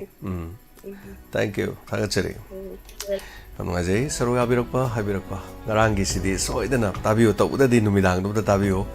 ꯍꯦꯗꯐꯣꯟꯒ ꯎꯞꯄꯒꯀꯣ ꯑꯝꯇꯪ ꯇꯥꯕꯤꯌꯨ ꯉꯔꯥꯡꯒꯤꯗꯣ ꯀꯃꯥꯏꯅ ꯇꯧꯒꯦꯅ ꯌꯥꯝꯅ ꯀꯤꯔꯨꯕꯩ ꯋꯥ ꯅꯠꯇꯦꯗ ꯏꯁꯥꯗ ꯁ꯭ꯋꯥꯏ ꯂꯥꯎꯕꯗꯣ ꯑꯩꯁꯨ ꯉꯁꯥꯏꯒꯤ ꯊꯣꯡꯒ ꯊꯤꯜꯂꯛꯄꯒꯤ ꯇꯧꯕ ꯑꯦꯛꯇꯤꯡꯗꯣ ꯑꯩꯅ ꯃ꯭ꯌꯨꯖꯤꯛꯇꯣ ꯁꯥꯎꯟꯗꯣ ꯇꯥꯖꯔꯒ ꯑꯩꯅ ꯇꯧꯖꯕ ꯀꯥꯟꯗ ꯑꯩ ꯏꯁꯥꯗ ꯐꯥꯎꯕ ꯇꯨꯁꯦ ꯆꯨꯡꯉꯦꯕ ꯑꯩꯅ ꯈꯜꯂꯦ ꯑꯩꯉꯣꯟꯗ ꯆꯨꯡꯉꯤꯕ ꯇꯨꯁꯦ ꯇꯥꯔꯤꯕ ꯃꯤꯗ ꯁꯣꯏꯗꯅ ꯇꯨ ꯆꯨꯡꯉꯅꯦꯅ ꯏꯁꯩ ꯁꯛꯄꯗꯁꯨ ꯉꯥꯏꯔꯦ ꯏꯁꯩ ꯃꯩꯅ ꯁꯛꯄ ꯀꯥꯟꯗ ꯏꯁꯥꯗꯣ ꯏꯁꯩꯗꯨꯒꯤ ꯁꯨꯔꯗꯨ ꯆꯤꯡꯕꯗ ꯏꯁꯥꯗ ꯑꯩꯉꯣꯟꯗ ꯆꯤꯡ ꯂꯥꯎꯈꯤꯕꯁꯦ ꯇꯥꯔꯤꯕ ꯃꯤꯅ ꯑꯁ ꯑꯗꯥꯏꯗꯣ ꯐꯖꯩꯅꯦ ꯍꯥꯏꯔꯛꯀꯅꯦꯕ ꯑꯗ ꯆꯞ ꯃꯥꯟꯅꯩ ꯑꯦꯛꯇꯤꯡꯗꯁꯨ ꯉꯥꯏꯔꯦꯀꯣ ꯑꯩꯅ ꯌꯥꯝ ꯍꯩꯔꯨꯕꯩ ꯅꯠꯇꯦꯗ ꯃꯌꯥꯝꯒꯤ ꯆꯠꯊꯔꯛꯂꯤꯕ ꯋꯥꯔꯤ ꯄꯔꯤꯡ ꯏꯟꯁꯄꯦꯛꯇꯔ ꯇꯌꯥꯏꯒꯤ ꯄꯔꯤꯡꯗ ꯆꯠꯊꯖꯔꯛꯄ ꯇꯣꯉꯥꯟꯕ ꯃꯍꯥꯎ ꯑꯃꯅꯦꯅ ꯑꯗꯨꯝ ꯍꯥꯏꯖꯒꯦ ꯍꯥꯎꯕ ꯍꯥꯎꯇꯕꯗꯨꯅ ꯃꯌꯥꯝꯅ ꯀꯣꯃꯦꯟ ꯁꯣꯏꯗꯅ ꯇꯧꯕꯤꯌꯨ ꯍꯜꯂꯣ ꯃꯤꯡ ꯑꯃꯗꯤ ꯂꯩꯐꯝ ꯍꯥꯏꯕꯤꯁꯦ ꯍꯜꯂꯣ ꯄꯨꯈꯥꯎ ꯏꯃꯥ ꯃꯦꯝꯕꯅꯦ ꯏꯕꯨꯡꯉꯣ ꯏꯆꯥꯕꯨ ꯏꯃꯥꯅ ꯇꯔꯥꯝꯅ ꯑꯣꯛꯆꯔꯤ ꯏꯃꯥ ꯀꯝꯗꯧꯕꯤꯔꯤꯒꯦ ꯄꯨꯈꯥꯎ ꯃꯥꯏꯀꯩꯁꯤꯕꯨ ꯉꯔꯥꯡ ꯅꯍꯥꯟꯁꯨ ꯕꯣꯝ ꯇꯣꯞ ꯀꯥꯞꯄ ꯈꯣꯠꯄ ꯌꯥꯝ ꯇꯧꯕꯗꯨ ꯏꯃꯥ ꯏꯆꯥꯗ ꯑꯩꯅ ꯑꯁꯦꯡꯕ ꯎꯕꯗꯣ ꯏꯆꯥꯗ ꯅꯛꯄꯅꯤꯅ ꯇꯝꯖꯒꯦꯅ ꯏꯃꯥꯅ ꯉꯁꯤ ꯁꯔꯨꯛ ꯌꯥꯖꯔꯛꯏꯅꯤ ꯇꯥꯛꯄꯤꯌꯨ ꯀꯩꯅꯣ ꯉꯔꯥꯡꯁꯦ ꯑꯉꯛꯄ ꯐꯪꯉꯩ ꯀꯩꯅꯣ ꯇꯧꯅꯈ꯭ꯔꯦ ꯑꯩꯈꯣꯏꯒꯤ ꯃꯃꯥꯡ ꯑꯗꯨꯗ ꯃꯣꯏꯗꯤ ꯎꯌꯣꯛꯇꯣ ꯂꯩꯔꯕꯅꯤꯅ ꯃꯗꯨꯗ ꯂꯨꯄꯥ ꯂꯣꯏ ꯂꯩꯔꯕꯖꯥꯠꯅꯤꯗ ꯄꯣꯛꯄꯤꯗꯣ ꯑꯗꯨꯒ ꯏꯆꯥ ꯑꯀꯥꯁꯇꯣ ꯃꯥꯒꯤ ꯇꯤꯝꯗꯨꯅ ꯃꯣꯏꯒꯤ ꯇꯤꯝꯗꯨꯅ ꯂꯧꯕꯨꯛ ꯑꯃ ꯆꯪꯁꯜꯂꯒ ꯉꯔꯥꯡ ꯃꯥꯅ ꯐꯖꯅ ꯏꯆꯥ ꯀꯩꯅꯣ ꯇꯧꯕꯤꯈ꯭ꯔꯦ ꯏꯆꯥꯗꯣ ꯑꯩꯅ ꯌꯥꯝ ꯊꯥꯒꯠꯆꯔꯤꯕ ꯏꯆꯥ ꯑꯀꯥꯁꯇꯣ ꯃꯥ ꯂꯥꯛꯄꯗꯒꯤ ꯑꯩꯈꯣই ꯁꯤ ꯃꯥꯏꯀꯩꯁꯦ ꯈꯔ ꯑꯁꯤ ꯑꯅꯥ ꯑꯗꯩ ꯑꯃ ꯊꯣꯛꯇ꯭ꯔꯤꯅꯦꯕ ꯐꯖꯅ ꯇꯧꯕꯤꯑꯦꯕ ꯏꯆꯥꯗꯣ ꯆꯠꯈꯤꯅꯤ ꯈꯟꯕꯗ ꯏꯃꯥꯗꯤ ꯑꯋꯥꯕ ꯑꯃ ꯑꯣꯏꯔꯦ ꯑꯗꯣ ꯌꯥꯝ ꯉꯔꯥꯡꯗꯤ ꯑꯁ ꯐꯖꯅ ꯀꯩꯅꯣ ꯇꯧꯅꯈ꯭ꯔꯦ ꯑꯗꯨꯅ ꯑꯁꯇꯤ ꯑꯃꯁꯨ ꯗꯥꯝꯒꯤ ꯃꯈꯣꯡꯗꯨꯗ ꯉꯔꯥꯡꯁꯦ ꯅꯍꯥ ꯑꯃ ꯏꯅꯥꯎ ꯏꯆꯥꯁꯤꯡ ꯑꯃ ꯀꯩꯅꯣ ꯇꯧꯔꯦ ꯃꯉꯥꯛꯅꯅ ꯂꯩꯈꯤꯗ꯭ꯔꯦꯕ ꯉꯥꯡ ꯑꯁꯇꯤ ꯇꯥꯕ ꯑꯗꯨ ꯆꯠꯄ ꯏꯃꯥ ꯍꯣꯏꯁꯦ ꯏꯃꯥꯏ ꯀꯥꯏ ꯆꯦꯟꯅꯈꯤꯕꯩ ꯋꯥꯅꯤꯗ ꯃꯤꯁꯤꯡꯁꯦ ꯍꯦꯛꯇ ꯑꯉꯛꯄ ꯑꯣꯏꯈ꯭ꯔꯖꯥꯠꯅꯤꯗ ꯉꯔꯥꯡꯗꯤ ꯁꯤꯕ ꯅꯥꯕꯗꯤ ꯌꯥꯎꯗꯦ ꯑꯗꯣ ꯑꯩꯅꯁꯨ ꯇꯝꯖꯅꯤꯡꯗꯅ ꯑꯁꯦꯡꯕꯅꯤꯁꯦ ꯏꯃꯤꯠꯅ ꯍꯦꯛ ꯎꯔꯕ ꯑꯁꯦꯡꯕ ꯄꯥꯎꯅꯤ ꯏꯃꯥꯅ ꯇꯝꯃꯛꯏꯁꯦ ꯑꯗꯣ ꯐꯖꯅ ꯀꯩꯅꯣ ꯇꯧꯈ꯭ꯔꯦ ꯉꯔꯥꯡꯁꯨ ꯑꯃꯨꯛꯇꯣꯏꯅ ꯍꯦꯛꯇ ꯏꯃꯥ ꯏꯄꯦꯝ ꯑꯉꯛꯄꯗ ꯃꯣꯏ ꯄꯔꯦꯡ ꯀꯨꯝꯃꯛꯄꯗ ꯃꯥ ꯎꯏꯌꯦꯅ ꯃꯥꯅ ꯉꯥꯛꯊꯣꯛꯄ ꯖꯥꯠꯅꯤꯗ ꯉꯔꯥꯡꯁꯦ ꯃꯣꯏꯁꯦ ꯑꯗꯨꯝ ꯂꯨꯝꯅ ꯑꯗꯨꯝ ꯂꯩꯔ ꯖꯥꯠꯅꯤꯗ ꯏꯃꯥ ꯍꯣꯏ ꯁꯥꯏꯁꯦ ꯀꯃꯥꯏꯅ ꯇꯧꯗꯣꯏꯅꯣ ꯀꯃꯥꯏꯅ ꯍꯤꯡꯗꯣꯏꯅꯣ ꯈꯪꯗꯦ ꯏꯃꯥ ꯍꯣꯏꯁꯦ ꯑꯩꯅ ꯏꯆꯥꯗ ꯑꯩꯅ ꯁꯤ ꯇꯝꯖꯅꯤꯡꯅ ꯇꯧꯔꯛꯄꯅꯦ ꯑꯗꯣ ꯁꯤ ꯑꯋꯥꯕ ꯃꯔꯛꯁꯤꯗ ꯏꯆꯥꯒꯤ ꯇꯌꯥꯏꯗꯁꯨ ꯏꯃꯥ ꯅꯨꯡꯇꯤꯒꯤ ꯇꯥꯖꯔꯤ ꯅꯨꯡꯉꯥꯏꯅ ꯇꯥꯖꯔꯤ ꯑꯗꯣ ꯀꯩꯗꯧꯉꯩ ꯍꯥꯄꯛꯇꯣꯏꯅꯣ ꯈꯪꯗꯦ 1000 ꯍꯦꯜꯂꯛꯄꯒꯤ ꯍꯥꯄꯛꯑꯅꯤ ꯑꯩꯅ ꯈꯔ ꯏꯆꯥꯒꯤ ꯀꯩꯅꯣꯝꯇꯪ ꯑꯣꯏꯔꯁꯨ ꯅꯨꯡꯉꯥꯏꯅ ꯇꯥꯖꯔꯤ ꯏꯃꯥꯅ ꯑꯋꯥꯕ ꯃꯔꯛꯁꯤꯗ ꯂꯥꯜꯂꯛꯁꯤꯗ ꯍꯣꯏ ꯍꯣꯏ ꯏꯃꯥ ꯊꯥꯒꯠꯆꯔꯤ ꯑꯗꯨꯝ ꯇꯥꯕꯤꯌꯨ ꯏꯃꯥ ꯄꯣꯊꯥꯕꯤꯌꯨ ꯄꯩꯁꯥꯒꯤꯗꯤ ꯏꯃꯥ ꯑꯗꯨꯝ ꯏꯃꯥ ꯀꯩꯁꯨ ꯈꯟꯕꯤꯔꯨꯅꯨ ꯏꯃꯥ ꯑꯗꯨꯒꯤ ꯅꯠꯇꯦ ꯑꯩꯅ ꯀꯩꯅꯣ ꯇꯧꯕꯒꯤ ꯏꯆꯥꯅ ꯃꯌꯥꯝꯗꯣ ꯃꯁꯤꯡ ꯌꯥꯝꯅ ꯄꯨꯊꯣꯛꯄ ꯉꯝꯕꯗꯣ ꯏꯆꯥꯒꯤ ꯀꯣꯛꯇꯣ ꯅꯨꯡꯁꯤꯖꯕꯒꯤ ꯀꯜꯂꯛꯆꯕꯒꯤꯅꯤꯗ ꯏꯃꯥꯅ ꯀꯩꯅꯣ ꯌꯥꯝ ꯊꯥꯒꯠꯆꯅꯤꯡꯕꯗꯣ ꯏꯃꯥꯅ ꯏꯆꯥꯒꯨꯝꯕꯒꯤ ꯃꯀꯣꯛꯁꯦ ꯁꯨꯝꯕ ꯑꯗꯨꯝꯕ ꯀꯌꯥ ꯂꯩꯔꯝꯃꯗꯤ ꯁꯪꯁꯥꯔꯤ ꯃꯅꯤꯄꯨꯔꯁꯦ ꯈꯔꯁꯨ ꯅꯨꯡꯉꯥꯏꯔꯝꯒꯗꯕꯅꯤ ꯏꯆꯥꯗꯤ ꯊꯥꯒꯠꯆꯅꯤꯡꯕꯗꯨꯅꯤꯗ ꯏꯃꯥꯅ ꯄꯦꯟꯕ ꯍꯥꯏꯇꯥꯔꯦꯅꯦ ꯏꯃꯥ ꯊꯋꯥꯏꯒꯤ ꯏꯆꯥꯅ ꯃꯌꯥꯝ ꯅꯦꯠ ꯐꯪꯗꯗꯅ ꯑꯃꯨꯛ ꯀꯌꯥ ꯀꯨꯏꯅ ꯑꯃꯨꯛ ꯇꯥꯕ ꯑꯃꯨꯛ ꯐꯪꯉꯨꯗ꯭ꯔꯦ ꯍꯟꯗꯛ ꯑꯃꯨꯛ ꯁꯨꯝ ꯈꯔ ꯌꯥꯔꯛꯄꯁꯦ ꯐꯖꯅ ꯇꯥꯔꯤꯕ ꯏꯃꯥꯅꯀꯣ ꯑꯗꯒꯤ ꯏꯃꯥ ꯍꯣꯏꯅꯕꯨ ꯀꯗꯥꯏꯗ ꯏꯁꯩ ꯁꯛꯎꯗꯣꯏꯅꯣ ꯀꯅꯥꯅ ꯇꯥꯕꯤꯗꯣꯏꯅꯣ ꯏꯆꯥꯅ ꯄꯨꯊꯣꯛꯈꯤꯕꯗꯒꯤ ꯁꯛꯄ ꯂꯩ ꯈꯛꯇ ꯊꯣꯛꯆꯔꯤꯅꯦ ꯁꯤꯒꯤ ꯀꯥꯎꯕ ꯉꯝꯗꯕꯅꯤ ꯏꯃꯥꯅ ꯀꯥꯏꯗꯕꯨ ꯏꯃꯥ ꯍꯣꯏꯅ ꯀꯥꯏ ꯆꯠꯂꯒ ꯋꯥ ꯉꯥꯡꯗꯣꯏꯅꯣ ꯀꯥꯏ ꯆꯠꯂ ꯏꯁꯩ ꯁꯛꯎꯗꯣꯏꯅꯣ ꯏꯆꯥꯅ ꯄꯨꯊꯣꯛꯄꯤꯔꯤꯅꯦ ꯑꯗꯨꯅ ꯏꯆꯥꯁꯤ ꯀꯥꯎꯕ ꯉꯝꯗꯦ ꯃꯤꯔꯥꯏꯕ ꯌꯥꯗꯦ ꯑꯩꯗꯤ ꯅꯨꯡꯇꯤꯒꯤ ꯏꯁꯣꯔ ꯂꯥꯏꯅꯤꯡꯕꯗ ꯏꯆꯥ ꯑꯗꯨꯝ ꯑꯩꯗꯤ ꯍꯥꯏꯔꯦ ꯏꯆꯥ ꯅꯥꯍꯟꯕꯤꯅꯨ ꯍꯥꯏꯅ ꯑꯩꯅ ꯑꯗꯨꯒ ꯄꯪꯅꯥꯗ ꯅꯥꯕ ꯍꯥꯏꯇꯥꯔꯦꯅꯦ ꯃꯥ 나도 아까는 나더니 파이더나 나무디 얼마 이마우지 나리 ꯍꯣꯏꯗ ꯏꯃꯥ ꯌꯥꯝ ꯀꯟꯅ ꯅꯠꯇꯦꯗ ꯃꯆꯥ ꯃꯆꯥꯅꯤꯗꯀꯣ ꯏꯃꯥ ꯍꯣꯏ ꯍꯣꯏ ꯑꯗꯨ ꯑꯅꯥꯕ ꯃꯆꯥ ꯑꯗꯨꯝ ꯑꯀꯟꯕ ꯅꯥꯕꯤꯗꯕ ꯍꯥꯏꯅ ꯂꯥꯏ ꯈꯣꯏꯔꯝꯃꯤꯕ ꯏꯆꯥꯒꯤꯗꯃꯛ ꯐꯅꯤ ꯐꯅꯤ ꯏꯃꯥ ꯌꯥꯝ ꯅꯨꯡꯉꯥꯏꯖꯔꯦ ꯁꯔꯨꯛ ꯌꯥꯕꯤꯔꯛꯄꯀꯣ ꯏꯃꯥ ꯍꯣꯏ ꯑꯗꯨ ꯇꯦꯛꯇ ꯏꯆꯥꯒ ꯀꯥꯏꯗꯅ ꯑꯩꯅ ꯂꯩꯕꯤꯌꯨ ꯈꯪꯍꯟꯅꯤꯡꯗꯅꯀꯣ ꯇꯧꯔꯛꯄꯅꯤꯗ ꯐꯅꯤ ꯐꯅꯤ ꯁꯨꯃꯥꯏꯅ ꯐꯅꯤ ꯉꯔꯥꯡ ꯊꯣꯛꯈꯤꯕꯗꯣ ꯊꯦꯡꯛ ꯌꯨ ꯏꯃꯥ ꯊꯥꯒꯠꯆꯔꯤ ꯏꯃꯥ ꯊꯧꯔꯝ ꯁꯔꯨꯛ ꯌꯥꯕꯤꯔꯛꯄꯀꯣ ꯌꯥꯝ ꯅꯨꯡꯉꯥꯏꯖꯔꯦ ꯅꯨꯡꯉꯥꯏꯅ ꯄꯨꯛꯅꯤꯡ ꯃꯀꯥ ꯈꯤꯇꯪ ꯂꯥꯝ ꯂꯩꯕꯤꯌꯨ ꯀꯗꯥꯏꯗꯗꯤ ꯅꯨꯡꯉꯥꯏꯗꯣꯏꯅꯣ ꯑꯩꯅ ꯍꯥꯏꯕꯩ ꯋꯥꯅꯤ ꯏꯃꯥ ꯍꯣꯏ ꯅꯥꯀꯟꯗ ꯗꯨꯡ ꯀꯥꯞꯄꯛꯑꯒꯕꯨ ꯑꯩꯅ ꯉꯔꯥꯡ ꯃꯣꯔꯦꯒꯤꯁꯨ ꯉꯥꯛꯄꯤꯒꯅꯤ ꯁꯨꯒꯨꯅꯨꯒꯤꯗꯤ ꯏꯆꯤꯟ ꯏꯅꯥꯎ ꯑꯃꯅ ꯃꯥꯏ ꯚꯤꯗꯤꯑꯣ ꯊꯥꯒꯠꯂꯦ ꯇꯨ ꯁꯤ ꯌꯨꯝꯊꯛꯇ ꯀꯥꯞꯄꯛꯏꯅꯦ ꯁꯤ ꯌꯨꯝ ꯁꯦꯒꯥꯏꯔꯦ ꯁꯤ ꯇꯧꯔꯦ ꯁꯨꯃꯥꯏꯅ ꯇꯥꯔꯛꯏꯅꯦ ꯃꯣꯏ ꯕꯣꯝꯗꯨ ꯁꯤꯗ ꯊꯥꯗꯔꯛꯑꯦ ꯑꯗꯨꯒ ꯃꯆꯦꯠ ꯃꯌꯥꯝꯗꯣ ꯁꯤ ꯀꯣꯜ ꯂꯤꯛꯇ ꯄꯥꯜꯂꯤꯁꯤ ꯌꯦꯡꯉꯨ ꯃꯌꯥꯝꯁꯤꯗ ꯀꯥꯏꯔꯤꯁꯤ ꯌꯦꯡꯉꯨ ꯀꯥꯏꯅ ꯃꯥꯅ ꯏꯔꯥꯏ ꯂꯥꯏꯅ ꯁꯨꯝ ꯍꯥꯏꯌꯦꯕ ꯚꯤꯗꯤꯑꯣ ꯅꯝꯃ ꯆꯠꯂꯒ ꯑꯩꯅ ꯑꯗꯥꯏꯗꯣ ꯚꯤꯗꯤꯑꯣ ꯅꯝꯍꯟꯅꯤꯡꯗꯕꯁꯤ ꯀꯩꯅꯣꯗ ꯕꯣꯝ ꯀꯥꯞꯄꯛꯄꯗ ꯑꯗꯨ ꯌꯧꯔꯛꯑꯒ ꯃꯆꯦꯠ ꯇꯥꯔꯛꯈꯤꯕꯗꯣ ꯃꯣꯏ ꯂꯩꯔꯤꯉꯩꯗꯨꯗꯗꯤ ꯀꯥꯞꯄꯛꯑꯣꯏꯗ꯭ꯔꯕ ꯑꯃꯨꯛ ꯀꯥꯞꯄ ꯌꯨꯝꯊꯛꯇꯨ ꯇꯥꯔꯗꯤ ꯃꯆꯦꯠꯅ ꯄꯥꯅꯤ ꯍꯥꯏꯇꯥꯔꯦ ꯆꯦꯛꯁꯤꯜꯍꯟꯅꯤꯡꯕ ꯍꯥꯏꯇꯥꯔꯦꯅꯦꯀꯣ ꯂꯥꯟꯅꯤ ꯁꯤ ꯉꯥꯛꯇꯅꯤ ꯑꯗꯨꯒ ꯁꯤꯔꯤꯌꯥꯒꯤ ꯂꯥꯟ ꯍꯧꯖꯤꯛ ꯍꯃꯥꯁꯀ ꯏꯖꯔꯦꯜꯒ ꯅꯨꯡꯁꯤꯅꯗꯕ ꯃꯔꯛꯇ ꯉꯔꯥꯡ ꯅꯍꯥꯟ ꯊꯣꯛꯈꯤꯕꯗꯨꯒꯤ ꯂꯥꯟ ꯌꯨꯀ꯭ꯔꯦꯟꯗ ꯍꯧꯖꯤꯛ ꯂꯥꯟ ꯊꯣꯛꯄ ꯀꯥꯟꯗ ꯌꯨꯝꯁꯤꯡ ꯀꯃꯥꯏꯅ ꯂꯩ ꯌꯨꯝꯒꯤ ꯐꯤꯕꯝ ꯀꯃꯥꯏꯅ ꯇꯧꯏ ꯑꯩꯈꯣꯏꯒꯤ ꯐꯛꯂꯥꯡꯅ ꯁꯥꯕ ꯇꯤꯟꯅ ꯈꯥꯕ ꯌꯨꯝꯊꯛꯇ ꯑꯄꯥꯕ ꯇꯤꯜ ꯑꯃꯅ ꯇꯧꯀꯥꯟꯗ ꯕꯣꯝ ꯃꯆꯥ ꯃꯣꯏ ꯃꯆꯥ ꯕꯣꯝ ꯀꯥꯏꯗꯤ ꯄꯪꯆꯥꯎ ꯆꯥꯎꯕ ꯅꯠꯇꯦ ꯑꯁꯣꯝꯗꯒ ꯊꯥꯗꯔꯛꯄꯗ ꯃꯤꯒꯤ ꯕꯤꯜꯗꯤꯡꯗꯣ ꯗꯥꯛꯅ ꯀꯥꯞꯄꯛꯄꯗ ꯕꯤꯜꯗꯤꯡ ꯃꯊꯣꯟ 8-9ꯗ ꯎꯐꯨꯟ ꯑꯣꯜꯂ ꯃꯈꯥꯗ ꯄꯨꯊꯔꯤꯕꯅꯦꯕ ꯌꯥꯝ ꯂꯨꯏ ꯍꯥꯏꯇꯥꯔꯦ ꯑꯗꯨꯒꯨꯝꯕ ꯇꯟꯖꯥꯁꯨ ꯑꯗꯨꯝ ꯌꯥꯎꯗꯕ ꯅꯠꯇꯦ ꯑꯗꯨꯒ ꯌꯥꯝ ꯀꯤꯅꯤꯡꯉꯥꯏꯅꯤ ꯑꯃꯝꯗꯕꯨꯗꯤ ꯕꯠ ꯂꯥꯟ ꯍꯥꯏꯁꯤ ꯃꯁꯤꯅꯤ ꯂꯥꯟ ꯍꯥꯏꯁꯤꯒꯤ ꯃꯁꯛꯁꯦ ꯃꯁꯤ ꯉꯥꯛꯇꯅꯤ ꯑꯗꯨꯅ ꯑꯩꯈꯣꯏ ꯆꯦꯛꯁꯤꯜꯂꯒ ꯂꯥꯟꯗꯨꯗꯒꯤ ꯉꯥꯛꯊꯣꯛꯄꯗꯨꯒ ꯍꯩꯁꯤꯡꯅ ꯂꯩꯕꯅ ꯈ꯭ꯋꯥꯏ ꯐꯩ ꯍꯥꯏꯇꯥꯔꯦ ꯊꯥꯒꯠꯆꯔꯤ ꯃꯊꯪꯒꯤ ꯀꯣꯂꯔ ꯂꯧꯈꯠꯆꯒꯦ ꯍꯜꯂꯣ ꯍꯜꯂꯣ ꯏꯌꯥꯝꯕ ꯅꯅꯥꯎ ꯁꯦꯛꯁꯄꯤꯌꯔ ꯀꯥꯏ ꯈꯪꯅꯖꯔꯤ ꯊꯥꯒꯠꯆꯔꯤ ꯁꯦꯛꯁꯄꯤꯌꯔ ꯇꯥꯛꯄꯤꯌꯨ ꯏꯌꯥꯝꯕꯗꯨꯅꯦ ꯏꯌꯥꯝꯕꯒꯤ ꯀꯩꯅꯣꯁꯤꯗ ꯏꯃꯥ ꯄꯨꯈꯥꯎꯒꯤ ꯏꯃꯥ ꯃꯦꯝꯕꯅꯗꯤ ꯃꯤꯠꯅ ꯍꯛꯊꯦꯡꯅꯅ ꯎꯔꯨꯕ ꯑꯃꯈꯛ ꯏꯌꯥꯝꯕꯗ ꯄꯥꯎꯗꯝꯕꯤꯔꯛꯏꯀꯣ 이마기 마파우도 다음부터 누아이제 하이타이 그래서 파카티게노 아이나서 하이제게 예민하다 다보니 아니 토이스 하이도다 그리고 양보직세 거의 답이면 매야 보는 것도 저희는 좀 탐전닝보다 거기에 오직세 용사기 맞답니까 용사 이론 버쇼 좀 받아나 짠나리 하이타이 가지고 또 양성데 용사 이론 못 빨리 아주 용사치 이샤기 юм다 하우브라 나트라자 레이가 짜브라 레이가 짜브다나 그라이데기 포레 이노 하이브도 얌제 켄도마 짝각 짱이 하이타이 마람딩아 시 마이비엔나가 용사치 징디 부탁보다 징다 하이브다 가롬 사이키 징데기 포락보노 하이브마 얌 मैं आप इमाई भी नवाई नहीं पल्लेल है भी पल्लेल देखे सोमदे पुशल लगना तब मोरे रोमदे पुशल लगना तब को अदगी सोमदे है कना सोम साइकिल ला सोमदे की पुखाओ देगी सोमदे पुशल लगना तब और न सोमदे है कना मो कोई की कनो देगी पुरक ना तब सिगी कंगला तोम भी सोमदे पुरक ना तब को खै सेक्शन भाई ता इमाई देन ngasi पाउ तो सुयो रपन हाइबदी चाबदा मोइना करी हापंगनी हाइबगी सेक्शन मते अदुदे चखदोरिबो पैसा दो मोइरोमदगी ओरगदे मोइदगी मोइना खोइदई कानाबा मम लौदोरेबा aduna sabadudi phai mahau du kaw bungam bana te aduga madugi kana bagi chakhi bado yaraga di kitang thingba ngambra na khoi nam sum kitang sikhalani ngai tar ngasi pau su yore madu yam phade gai tar hoi hoi kaino da chingda yongchak tharai se ayam badi kuki na tharakpa nagana tharakpa adagi atai atai leiba community api api tamengong da tharai ba mayam se adu khunimak to chine ga thabani haibi na te ko purai ba lambi side to karom dagi no adu kitang sikhalani ngai tar aduga sima thamjage aduga aroibada akonbagi aina thamjaningbada yamba hainai yumban lon yam kuppe ture lengoi de hen kuppe yumban base aduna yumban lon chumdraga di yum kaya na hainai ko sumai tawdana halaman hairamba praman jinga simakti yam chumba male isagi yumje isana pandadana mina pangi bisida ko yumban lon je thibam kaibdagi farakadra khal yam thina sum chokchalak pai mami ka nomu no itara I haita 이름담 만이부시고 아주 마시기 대주 땅 잭셀란나바 하이르가디 에코이 윤바논지 샤나 반방 없는 호나 디라가디 땅주 파가도 말래요 제제 윤바논 미나 몽반 그다기다 미나 반자라니 하디 반이 몽다 발라디 프라다니 나이 치마 탐자게 그거 ям 잭션 미나시 나리 एक다보 미나시 하이고 펌신 땅가이 탐자게 레션지 Thank you. Actually, Shakespeare.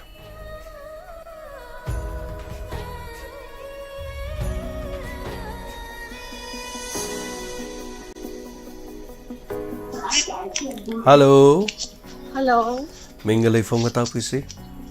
Sa ay ahambo among tawra kay siga ni rak subani thangoman bijoy gobind tagi mataw laibi. Tapiu kari wa from happening ba. Tagi expected ta ay do ay nahani ta da ba kuira ba malang mag tadi ana hudi ano hudi ta ay ba kwa. Hani gi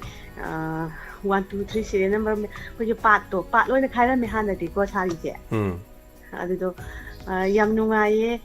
kano ko gi chana ngang we di Haban jong bachapa adigi college 11 grade ka pa tampha ka thengna bi matang do yam nungai aduga khwai dei nungai ngarang tap le du matang du na khoi kano do ai je kanom chalu bagi shot thabe hol yani have you kari speaker kano mantri ama bapuna ama mole tawraga tayai phaba do oh Hagi bado adu matan khito chang musre adi molina talaga kano ko sebala kano re esai da gamba ama rosanga kumaga toraga chilaga plan pro pha bado adu matam da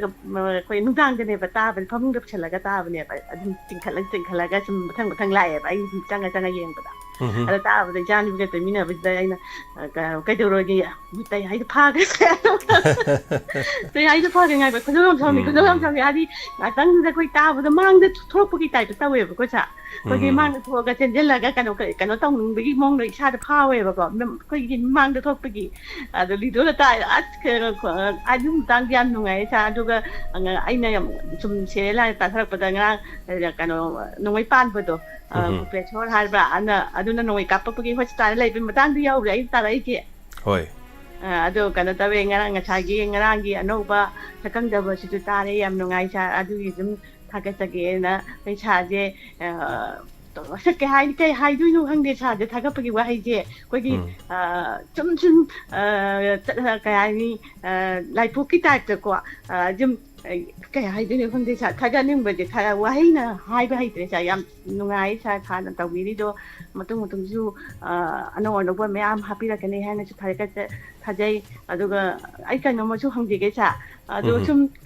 kano ta bu chum yo puning yu waron chum ta ba da ya ko chum mina chum ato ko la me am ta bu da na yak ta na laina ba ko na ba cha da chum hai ba ko ai di khang ja da ba cha chi kai wai ngam da ba no macha me am ni da adu chu khang kai cha ji bu kai na ja no isu like te sor hon bagi ko gi respiration ko gi corona na ra bagi faker lai ye do magi hai tare do na sor hon bo ba kitang aduga konjendo dam khara hai tare ko adum khara sum han ba pangan khara son ba hai tare aduga weight hen na bacha kari weight henga na bacha su noi khalai noi khat pa du noi yang kang na bo honar su amu wasal lai sare noi sal lai sadre wasal le marak tani hai tare do na thagachari thank you so much singa tani da punsi ji khara mo na ba khara mo dom tur na ba nate thagachari mayam so section adum lai minase ado koi family ma mayam hai tare koi mung manung moi bani na wana sumang na badani aduga tabiu inspector te ai sum tabi bagi hai tare ta da mi na di khangoi sum tar kan da di ta khi bu gi aduga adai da sum kare hai tare lukcha bagi nungai je bagi hai batai si lei ta da na di khangoi ta da mi ni es kai no ne na mi na di ngam dori ni but adu bu khwai di gi sang bu episode manipur gi oina so hai tare chinau singi aina khwaidigi sang episode mai wari lije hai je khoi mungi nate khoi sagai gi nate manipur gi ni manipur de sitari ba khoi punama kini hai batare aina khona zarai se adana hauji phawbadi aina khwaidigi sang bai du hujibo gi de khoi manipur de oiri asam da nupam ga lei asam da nupam se mai je tham da ani puthoi mai episode se ma se engon da gi khra hana sangame adana sangam bado ma gi de story style ne ega mana de but monodrama da di khoi gi inspector te aisina dum hai batare history ma dum create tok jari ni hai tare adu mayam tabi basing punamak thaga chari adu ko na tabi da basing su tabi ra kana khangani tadring di khangoi char kana ma hau khangi hai tare thank you thaga chari mathang se video amtang uchage video se khoi gi oja ojit khabana thabi rak pani adu ga ri masigi marol so law thok chage mayam hanana thaga chari au kiba february gi tang 10 go humdoi English singani kungamari khame lokta cookie militant singna maite gi mathakta landarak pada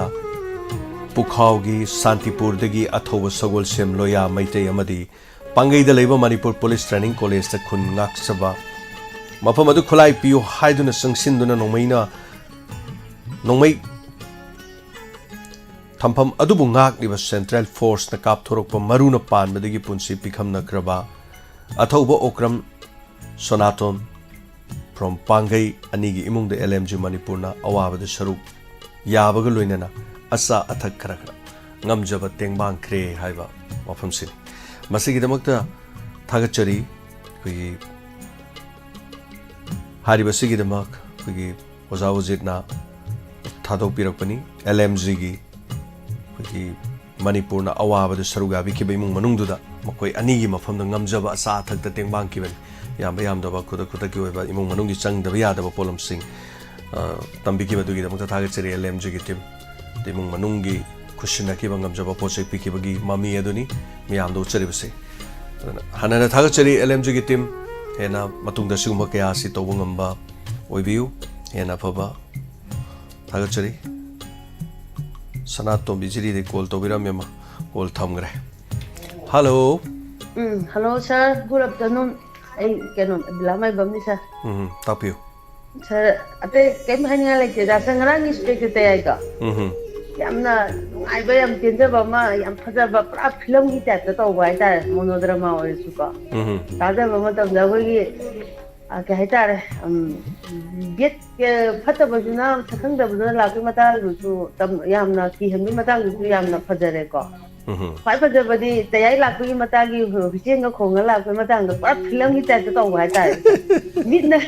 mina sum thagala u ba ya phaja mata oi ba ta di film gi hero la ki ta to wan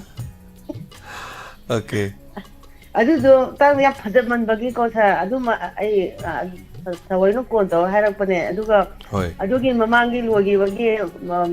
mama phat bi sa ba do hoi manem po adu sa phat bi sa ya mali je kamai to no khandi Pata bisara ga phabi mala di kamai tawni bila Pata bisara di pata mala bisara ga hen paksa ba sa de adugi madang no khoi no to su mala roi da adugi khoi to bu da dai madang dai lok to yam phai sa ya phaje khandi sa expect ya je phaje ba ki di phaja ba ngak tani ko hogi myam do chima ki ha ba di yaw gi de adu da ga jo sum nong gi sum tarak pachina hogi buje khaga sum kaw ga sum kono tarak pachina sum phajabe sum heklang pagi music gi kai de gi sum phajab do hai tare sa ko sum chakholo matung ina hai tare ta du yam na ro yam phajaba ka hai tare hoji mutam ji yam sa na bo ere sa bu han thaga tari nungai na ta ba phangje sa gi mapan da gi ni aduga aroi boina nungai ta ba amkhak pau tam je gi to buna habiu Kamelo sondagi angang khak yeng popi bazada angang class 4 di ta ba mo je land gi lai lai su di tam da angang ka kamen yon ba mama du su kana nari na hai bu ko ado angang du bazada yeng popi bazada kamen sim ki di do ba kunta ni bora da khara ha pa yon ba u de sa yang ngai da ba du gi angang pikhra angang class 4 ka tang tam ga di tuksa ba sahi ma ji ma lai ning jan lai tam bum ju lai pesa ju lai da nin ming ju chan tra ba Kamin ge yol khola to bu social media da singna da hai ta sa yam si da khang de ke hai de no duga khoi gi ki jing gi ji mo gi de maru maran si wa te kana na support bo no di myam khang de hu ji ki kha ni phung di ti na support bo ne de dum hai nei moi maru maran gi ba da sa khoi mai te khoi gi di yam sam ja ba khoi gi jati amani adu da moi na yam lalong manung de fata ba ba to ga to bu ti sa yam nungai ti ado akhoi na mai pa ko su oi jeno mai ju pa kani ta kitang changjara ga ju aphaba ga fata ba ga je dum alu salak pada aphaba na dum mai bu pa kani mai pa pu de oja ge yam awa ba yeng bangam da ba yam le re sa khu ju mateng pang bangam da hai ta re ko lan din na mara mo ga khu ju hingi ha ta mangai ra ne dum khu gi to ro ba ka ba loina mari tak khabane ba ko jo dun yang wa ba hai ta re do wa ba ma yeng bangam de hai bu ta ta na to sa yam nungai te si hai je am ta ni lo sa te ga ta chari ya tram suru ga berak pa bilasini ta chari Bilasini Bila hajin masano pi maming ne. Bila masano pi maming sum ko na. Tagachari matangi kola lokochage hello ming ama delay from habisi. Sa gam gid dalay santiam. Taramokchari. Have you? Ngarang di ayu kanu wari di thong ko hang do di pra khang re. Thong hang do bogi do. Tau ki rang no ka tau du ko. Ski dina nei thong di lo la madang la na hawo la yi. Lan gi dina du ai chali ba sa de tan za du ko ai ne so kan chali ne. Mà ta ngay được cái ẩm vừa rồi nhưng mà cái đấy là cái mặc quây cái thang cái tàu cái làm mà mấy cái thang ngang cái tàu đắp cái tàu nó mà lên ấy hoặc cái đấy khá là như vậy hoặc cái đấy comment đi sang ai nè số photo mà số làm này là mấy am đó số mấy tàu mi mà cái character đó sagal lên cái đầm này hay ta đấy tao cái đấy sagal chơi ba ấy nè mặc quây cái tàu mà cái thang là cái mà mấy cái thang ngang cái thang ngang đi lùi rồi có cái này hoặc không đi này cái ngắm thùng vậy cái men tăng ngầm đèn á để đâm tăng cái đi ta. Thank you. Inspector te waring atang ai gre asiri ngarang gi hai tare. Ka. Không gì làm cái chỗ quay đâm tharo cái ai đó không gì làm đến ngoài kia mà tiêu cho ông bằng nghe sao anh sẽ lưu ra đọc mà kia ông tharo cái này rồi. Nó ngầm được rồi đấy này. Awa bao mồi. Thank you. Tagachari madam. Tabiu no ai view. Inspector te ai tare ko potha view. Nongmugi series amam soidana ba miyam gi dama khudol tamjari ba miyam ngak tang pothana ba ni hanana thagachari ngarangi inspector te gi comment ngak tan bu pick than gre asidi comment so hai tare ngarang si am ki ngarangi thrilling si phajei hai bana chingba nu pa de gi nu pi de gi am ta pi de am noi je ga makhal mani hai ba tare hona jage malala ishram thank you so much ngarangi nu pi do khatring eda te ai la di phanira khalle Thank you. Comment am lai amata pawang am de do thagachari kanana kari hari ba mayam se madam Radha Samom thagachari ngarang isu tangkak tu madam Radha su thabire. Thank you. Hui khong budu ahing da direct khong ba rao haira khong biri ana tapire mane direct khong mane ahing da Hanaga nati Zawzit ay video uchagre am ngai je Zawzit mateng pamage lemju gi thabirakpa duga thagachari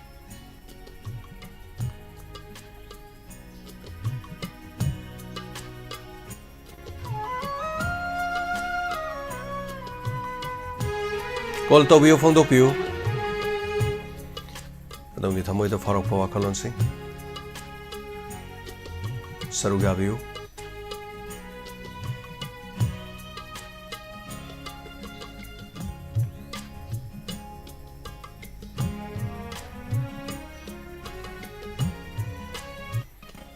Hello. Hey. Hello. Hello, sir. Taramuk chari. I long video loading controller. Oh. Tapiu. Sa ngarangi speaker te ai do sa chando sa ara ya marang mani sa chando hele sa chando sa do wa ye ta chando sa kai character do sa no hono do ko oi sa ya marang mani sa adu ga sa re ko inspector ai bi mang han do sa madu gi do amuk tang konjen si ta do ku ida sa oza singen gi konjen jo taning mai ta Character wari paring de yaudam ninu pali taba. Hoi sa. To sa de dum mong dum tar ka doi ni. Do tang pin ji te sa mas. Pin ji tri ba. Wari paring de yaudam to ni. Pin ji tri min ma du tang. Sa na ko dong cha ba tang ing ya bra hai ba do. Aduga sa wari di ka to kre tai taraga ma to ni thoi gi ko ta ya. As kajin ko ya tung yo wai tare je ba tare chitang haning isa hoi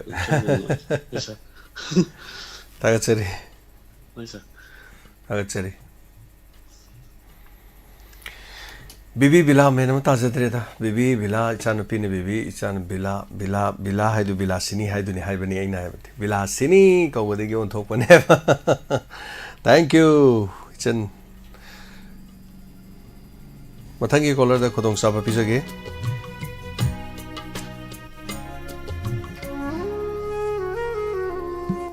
hello sir mingalai phone ta pisi to makhari kai degi mema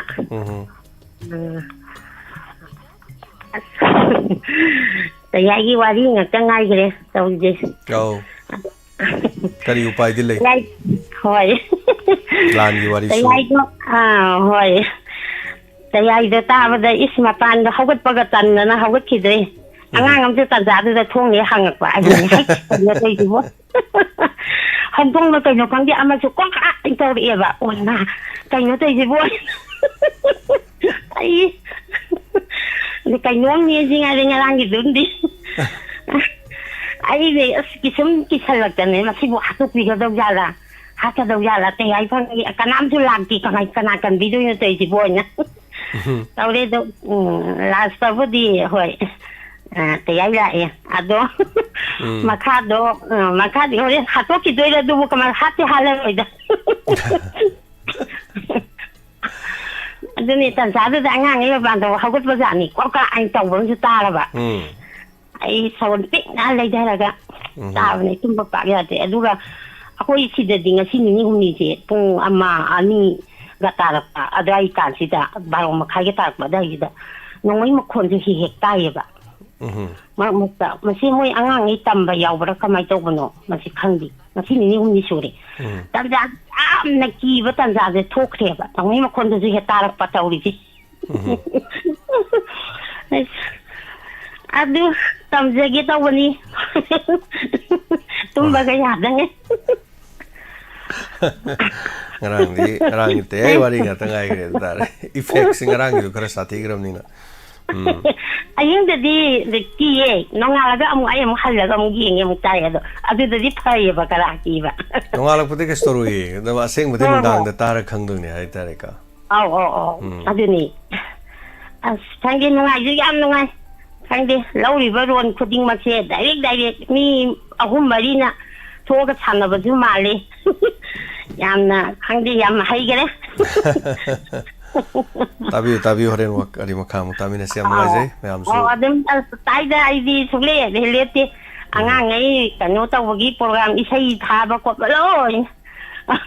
kon da bo koi toi ne taw ba hai ka taw dre ngang gi jing di na ho pa sa thong ge koi si da ju koi mai ra pai bi ngai taw ga pesa khara ga khai na ri mayam kanu gi matin pi se na xe lôi nè pi là cái môi giờ pam vào tàu giờ là dân rồi nè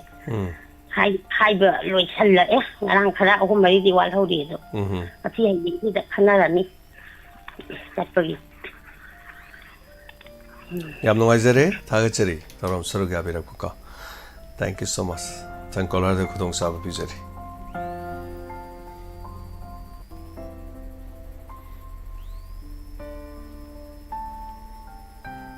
internet ya da bana mara mora kan da khudong cha da ba kitang thokre adana khoi gi thorom se tabiri ba khoi gi radio da tabi ba sing signal lak tam tam da signal lak te mut khre hai bana ching ba hai bi rak pa yam ngai je thank you janaki gi lupa samayam khai kapi rak pa khun nga pa gi da ma thaga chari hana Kugi Tongju dagi kapi rak pa lupa samaya kai thank you so much hello ibung najan des na ni ai ju ngasi di ngang keno sam nungai gre mayam sai thagat pire do ibung na tawjari ba khare da khoi listener sing sina penja bagine ba ko sa mane ado ai su ngarang je makeup thola ko pung ohum gum tranga swai da tare aina taru timing se ado mai si su muthat na bai si to mi ka de do nakan ni ka de than ai ka de muthat la ado ahing ji su khui si su khoi thong hang to bagi thong thilak pa khek ki jara koi timing do khui ji kan ka khala ine ba ꯑꯗ ꯑꯩꯁꯦ ꯈꯔꯗꯤ ꯀꯤꯇꯛꯇꯤ ꯇꯧꯔꯦꯕ ꯏꯁꯥꯁꯦ ꯑꯗꯩ ꯑꯩꯗꯤ ꯀꯣꯟꯅ ꯏꯟꯁꯇ꯭ꯔꯛꯇꯔꯗ ꯑꯩꯈꯣꯏ ꯇꯌꯥꯏꯗꯣ ꯂꯥꯛꯄ ꯍꯨꯏ ꯈꯣꯡꯉ ꯂꯥꯛꯄꯗꯣ ꯑꯩꯅ ꯅꯨꯡꯁꯤꯖꯔ ꯏꯁꯩ ꯃꯇꯥꯡ ꯃꯇꯦꯛ ꯑꯃ ꯈꯣꯡꯉ ꯂꯥꯛꯄꯗꯨꯗ ꯑꯩꯁꯦ ꯋꯥꯈꯟꯗ ꯃꯤ ꯑꯃꯗꯤ ꯆꯪꯉꯛꯑꯦꯗꯤ ꯈꯜꯂꯦ ꯀꯣꯟꯅ ꯇꯌꯥꯏꯅꯦ ꯈꯪꯉꯤꯅꯦꯕ ꯑꯩ ꯃꯤꯠꯇ ꯁꯥꯒꯠꯂꯤꯁꯦ ꯉꯔꯥꯡꯗꯤ ꯇꯌꯥꯏꯁꯦ ꯌꯨꯅꯤꯐꯣꯔꯝ ꯁꯨꯡꯁꯦꯠ ꯁꯦꯠꯇꯦꯕ ꯑꯩ ꯃꯤꯠꯇ ꯎꯔꯤꯁꯦ ꯖꯣꯀꯤꯡ ꯑꯃ ꯂꯤꯠꯂꯒ ꯕ꯭ꯂꯦꯛ ꯁ꯭ꯄꯦꯛ ꯑꯃ ꯎꯞꯄꯒ ꯑꯩ ꯋꯥꯈꯜꯗꯨꯗ ꯁꯥꯒꯠꯂꯤꯁꯦ ꯁꯤꯚꯤꯜꯗꯒ ꯎꯔꯤꯅꯦꯕꯀꯣ ꯑꯩ ꯃꯤꯠꯁꯤꯗ ꯑꯗꯨꯒ ꯁ꯭ꯄꯦꯛꯀ ꯎꯞꯄꯒ ꯖꯣꯀꯤꯡꯁꯦ ꯑꯩꯈꯣꯏꯒꯤ ꯖꯣꯀꯤꯡ ꯑꯣꯏꯅ ꯂꯤꯠꯂꯒ ꯋꯥꯈꯜꯁꯤꯗꯀꯣ ꯑꯗ ꯐꯤꯈꯥꯎꯒꯁꯦ ꯍꯥꯏꯐꯦꯠ ꯍꯨꯝꯂꯞꯀ ꯇꯧꯔꯒ ꯃꯔꯨꯝ ꯑꯃꯗꯒꯤꯒ ꯊꯣꯛꯂꯛꯄꯒꯤ ꯃꯑꯣꯡꯅꯦꯕ ꯑꯩꯅ ꯁꯥꯒꯠꯂꯤꯁꯦ ꯃꯗꯨꯃꯛꯅꯤ ꯅꯪꯗ ꯇꯌꯥꯏ ꯊꯣꯛꯒꯠꯂꯀꯥꯟꯗꯗꯤ ꯑꯩꯁꯤꯅ ꯈꯤꯇꯪ ꯅꯦꯅꯥ ꯈꯤꯇꯪ ꯇꯥꯔꯦꯕ ꯑꯍꯥꯟꯕꯗꯤ ꯑꯁ ꯃꯩ ꯑꯝꯇ ꯊꯥꯟꯕꯤꯔꯛꯑꯣ ꯀꯥꯏꯅ ꯂꯥꯎꯔꯦ ꯀꯥꯁꯦ ꯃꯤꯀꯞꯁꯦ ꯊꯣꯛꯅꯔꯝꯃꯒꯗꯤ ꯇꯥꯕꯅ ꯃꯩ ꯊꯥꯟꯕꯤꯅꯕ ꯃꯩꯁꯦ ꯑꯝꯇ ꯊꯥꯟꯕꯤꯔꯛꯑꯣ ꯑꯩ ꯀꯤꯔꯕꯅꯦꯕ ꯑꯍꯤꯡꯁꯤꯗ ꯍꯥꯏꯗꯤ ꯍꯨꯏꯗꯨ ꯀꯞꯄꯛꯇꯁꯨ ꯐꯗꯕ ꯍꯨꯏꯁꯨ ꯀꯞꯄꯛꯏꯅꯦꯕꯀꯣ ꯑꯗꯣ ꯉꯁꯥꯏ ꯏꯪꯂꯤꯁꯅ ꯃꯌꯥꯝꯁꯤꯅ ꯂꯤꯔꯛꯄ ꯋꯥꯔꯤꯁꯦ ꯍꯨꯏ ꯁꯨꯡꯀꯞ ꯀꯞꯇꯦ ꯃꯣꯏꯒꯤ ꯂꯩꯀꯥꯏ ꯌꯥꯝ ꯐꯩꯕ ꯑꯩꯈꯣꯏ ꯌꯥꯝ ꯁꯥꯎꯅꯤꯡꯉꯤ ꯉꯔꯥꯡꯗꯤ ꯑꯩ ꯀꯤ ꯇꯥꯏꯃꯤꯡꯒꯤꯗ ꯍꯨꯏꯁꯨ ꯑꯃꯨꯛ ꯀꯞꯈꯠꯂꯛꯄ ꯑꯩꯅ ꯑꯁ ꯑꯗꯨ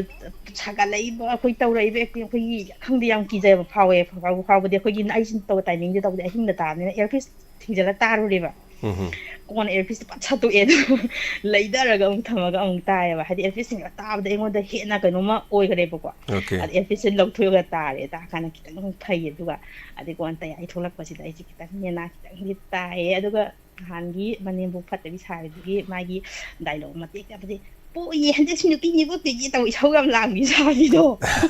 ꯑꯗꯨꯗꯨꯒ ꯌꯥꯝ ꯊꯤꯅ ꯐꯖꯈꯔꯦ ꯁꯥꯔꯕꯨ ꯌꯥꯝ ꯍꯟꯅ ꯊꯥꯒꯠꯆꯔꯤ ꯃꯌꯥꯝꯒꯤ ꯍꯦꯟꯅ ꯄꯦꯟꯅ ꯇꯧꯕꯤꯔꯛꯄ ꯉꯝꯕ ꯑꯣꯏꯕꯤꯌꯣ ꯁꯥꯔ ꯁꯤ ꯊꯥꯒꯠꯆꯒꯦ ꯇꯧꯕꯅꯦ ꯁꯥꯔ ꯊꯦꯡꯛ ꯌꯨ ꯌꯥꯁꯅꯥ ꯌꯥꯝ ꯅꯨꯡꯉꯥꯏꯖꯩ ꯀꯩꯁꯨ ꯀꯥꯏꯗꯦ ꯑꯩꯈꯣꯏꯒꯤ ꯁꯟꯗꯣꯛꯆꯕ ꯊꯧꯔꯝꯒꯤ ꯃꯇꯥꯡꯗ ꯑꯗꯨꯝ ꯐꯤꯗꯕꯦꯛ ꯄꯤꯕꯤꯔꯛꯄ ꯍꯥꯏꯕ ꯇꯥꯔꯦ ꯊꯦꯡꯛ ꯌꯨ ꯌꯥꯁꯅꯥ ꯊꯦꯡꯛ ꯌꯨ ꯌꯥꯝ ꯅꯨꯡꯉꯥꯏꯖꯩ ꯍꯜꯂꯣ ꯃꯦꯗꯥꯝ ꯁꯣꯔꯣꯕꯂꯥ Hello, James. Good afternoon. Good I afternoon. Sorobala, Melbourne, Australia. Dagi Diamond TV tabiriba amasung yang biriba mayam wahong radio da tabiriba mayam busu Sorobala na nuglukjari kai kumnajari mayam bu damdam tamna dagi kurumjari halaman imai ben mayam punamak busu ado akoi Shakespeare na hai gibada yam phajaba wat ama yawgi ngasai pa Shakespeare na haibigibda haisi cheksellaga chengim sai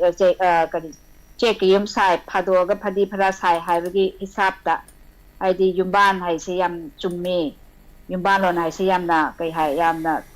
kuppi yumban lon kuptaba sina hoji che yum akhoina phajana yum se manipur se kalhaudamne palhaudamne na mina yum pambagi type ta tawsale haiba magi thado ngasai ga yam phajai akhoi pa Shakespeare na haibigibdo aduga ngasai ima kainogi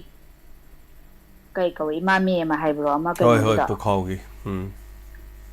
aduda ima pukhaugi ma mi ma haibda kanano ma yam phajana ngapi ma jakhani khanbada thwai nungai ti haisi ngapi riba mi se army oi deiro hoi hoi Assam Rifle maitai ni o Assam Rifle maitai ne ba o adumasu adomda sul hoi lan jinju yang kana soknari ado hoi sugnu da kai da mayam lan soknari akhoi gi o language kai su James ki pa khoi kai khoi mayam matek pang ba chali kholi kai bu ta ba su yam ngai jai aduga aina haining ba amana inspector tai ai se yam mayam loin ma kaino taunare wari se yam phaji phajaga inspector tai ai di nahan gi nupi pokpagi wari do adugi da mayam sinsina nupi pokpagi ngakta hainai dana do akhoi mungdadi khara onare ba akhoi mungdadi akhoi ma sin pa ani poe ahambada ahum subada ai poe aina ithanda oe de makhada ani amga tare madi sum nupi pamdana akhoi ma sina sum makha tabada macha manga sudokre akombase inau nu pasa akhoi na maming budi santajit kawe do nickname da tombi na ma kawe nupi pamandana akhoi ma na tombi na kawe tombi sin nupi de su kaune pa da su kaune adubudi aduga aigi matamdadi akhoi ma haiba ai nupi poe na akhoi laikai da mai ga thanadi matamdadi mai ga yam pusanadi matam oina mane jahi yankai suja chure ko yojik se ado mai ga punas mai ga thale hairi akhoi ai pokpa matam suja sosti ga nangdrengai nangnaba mai ga thale ye ado ado mayam se nupa nupi pokte na kaisu hojikan di yam kana su khana basi laiti laina drama ne matam amadu di yam na nupa pokna jatra pu da yade nupi po adi jatra puhande khote kaina dugumba ko akhoi haidi superstitious oiba wari watai su yam lainai tawsu tawri hojik su kamai toino khangde adum khoi maitei gi chatna bise aduga amana samna haibda ai sum for example ai ngonda ai family da dum example tawjage ai bung manung put isida pa mari laibase ai ima lairi baba budi lai khidre adusu mayam sina yeng budi loina ma yeng chali anga manga ma loi yeng chali ima gi awar pai kai ka roi tawi adusu check sala kan di kopna yeng chan masi macha no pina hel leba macha no pa sing sina chau chat leba adu no pina di hena kopna yeng chan base hel le haina ai su haijaningi aduna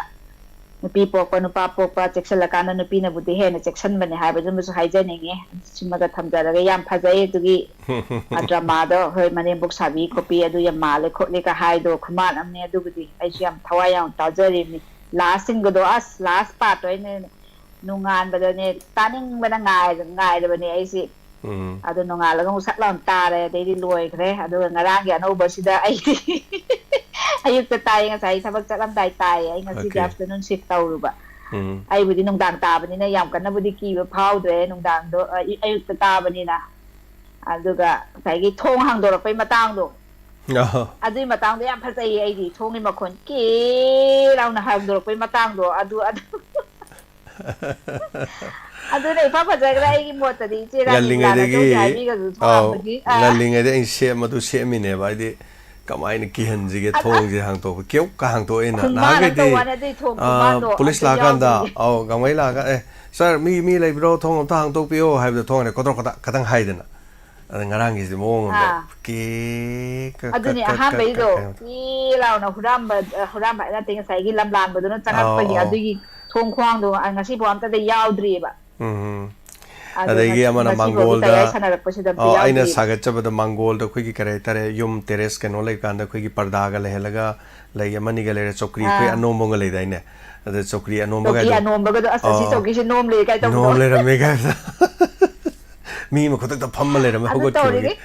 tawri ge tanja ja mani ngom de mu dang mu thinjal lai dana ko yam phase du plus simma gi ta ta ba le du adu ngarang gi do mayam gi top ya du da ni ngasi spectator gi feedback yam phaja pina la ise hoi adu ne adu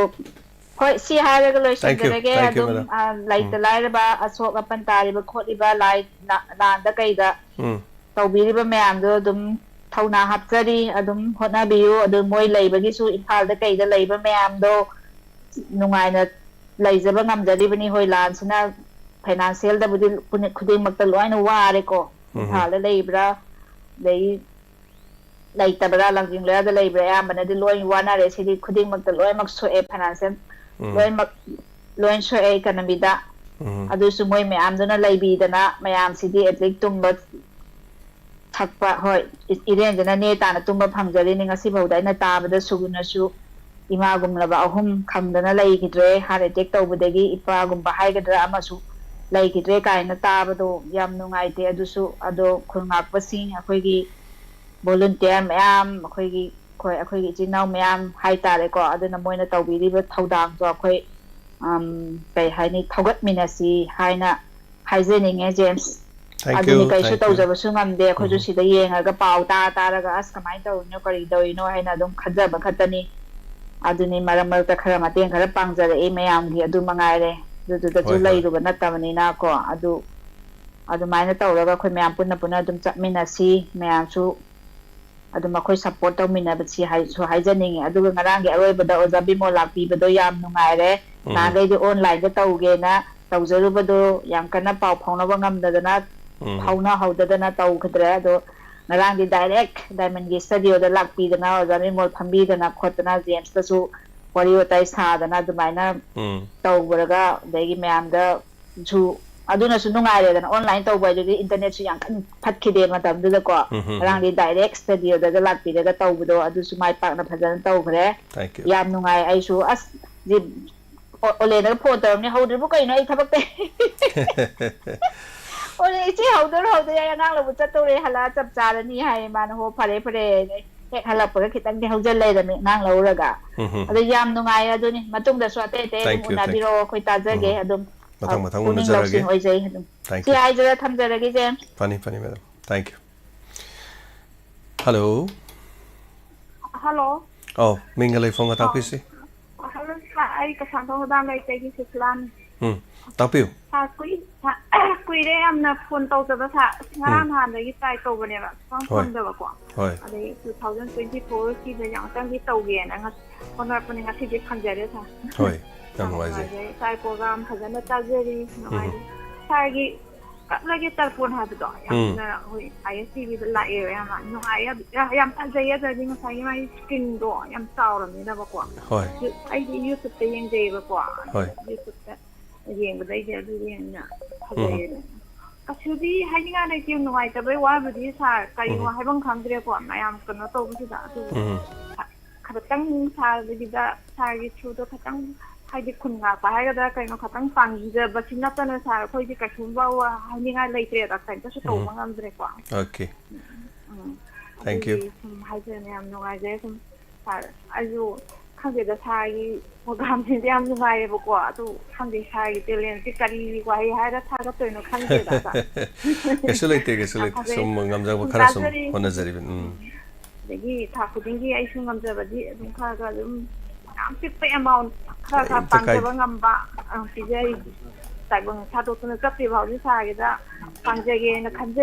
Thank you. Thank you so much. Thank you.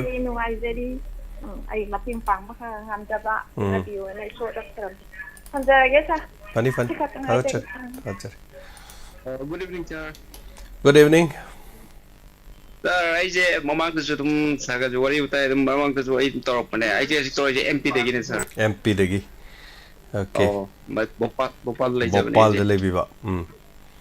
Have you? Army the South of Mamma is white and sharpness. Hoi. Sir, who on the game of my team? Oh, I don't know option the legany. I know some telling it or Quinity, so may am do Hanjari. Mayamna di in our Sakti loin ure mayamna. I give you some do one by Nadom than one on the Mayam do one by that. Okay. I mean the Alexander Pepodom Popilum Katik. I'm Mamma to what is other than what is another. Okay. So I only was Nasije Mamma to Ting the Ting, I am no height by Tareko. Help you. Quaiki, Mayangi, Weba, Quaishigi, Quaimapana, Tabako, Quaina, Angamzavaka, Quaimating Pakanda. Hojik Manipur Position the front line the Haitarekura. Toriba Moy Mayam Dokan Mating Pang, Mating do Yawi in a quite Tagalat Paitareko. Adugi Poto, I want no item. I say, Hojik say, Carvata, whom absolute totally was a commite in the Ganta, the Queen, the Angams of Mating Pang in the Quaki Diet, Queen is a Labudingam Dravaco, Dugam, Quaki, Immanuel French Circle or more, a quick grouping Shama, Queen worship the phone Pesha, a phone pay, Google pay, the Queen Pesha, the Mating Pang, Aduganda, Hosish, Lan Capipa, the Guiana from Ladi, or my Naragan, the Quaki, the Mactahona, the Kambu Mertuta, as minus Sum, Quenisi, the Gingams of Mating Pang, the Queen of Hojik, Tolaga, front line, the set putting Druggers of Queen of the Mating Pang. Adu Yodre, Habby Pola Malak, but they carvata away, Cole, no more to the man, direct collect carvata with Cole, I'm totally buying what no item by the south. Masi Kamaita no, the key, what can you know? I have no item, a lay, Mercada, the year, Quile, you, Sinai, me and some Martani, Madhuman, the which lay my team chow, Quakera. Mertale, the acquaintance, the Tamagi Panga, Quajimi Mertale, Namda Hinga, one I do matter to the Lehoriba, Imalabak, Tokashman, War, Colette, when I'm Kitang, Haita, Quaki, Tolope, Mating, I look at some Sunday, when I'm the Mating Pangabado, are the Yodi, Mohagale, they gave. I'm the new height of Ita, I said, I'm Tamoy, I'm no height of forwards. The neck ram from Saudi and Haita. I when a photo got Hagalise, when a video got Hagalise do Gineva. Kainaga Toza, Mayam, with over in a video. Delete the live never going man up to delete the live in the mana.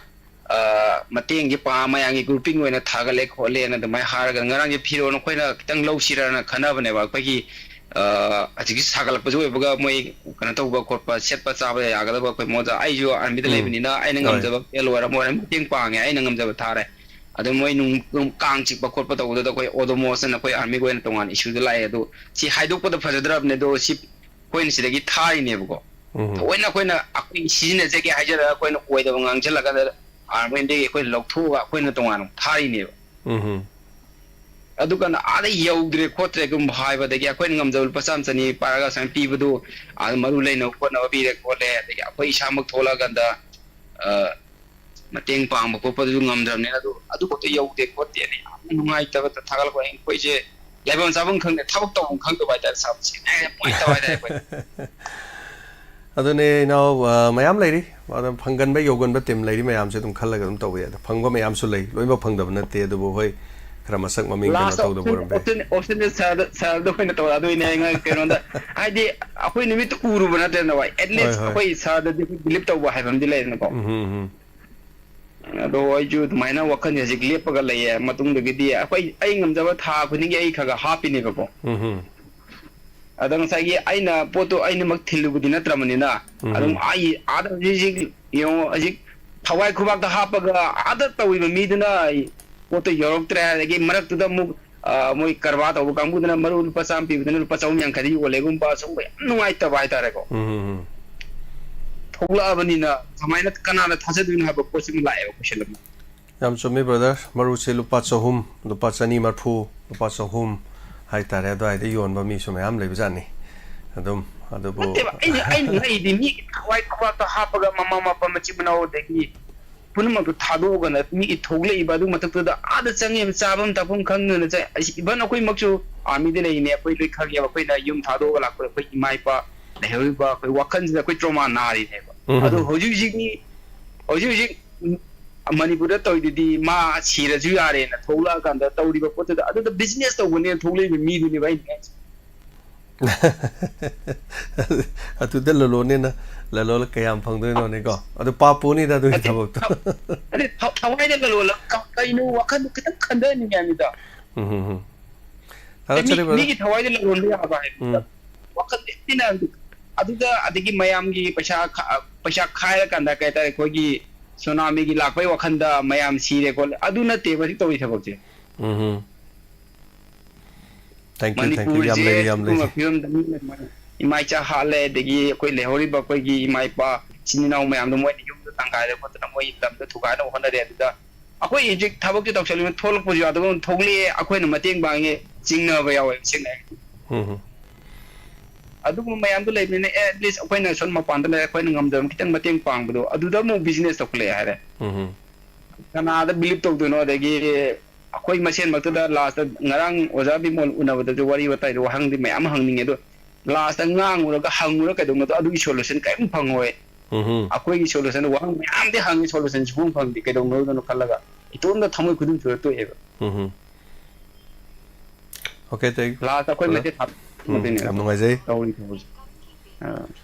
thank you brother chena ge sara I message mutang hai tare ko laroi wena sar moina tawri business tawri missing do last akoi isinau machen oi se mi tok tok raga akoi isinau machen hatok na bifenda lakani business taw bigano haiba wai mai chena ti thamoi chena I sar thamjari sar chagat chari brother mayam lai ri se koi mai kano taw ba miyam gi dum thawal tawda lai LMG ko koi su tawjari ade khoi natrasu mayam lai ri singjamai 360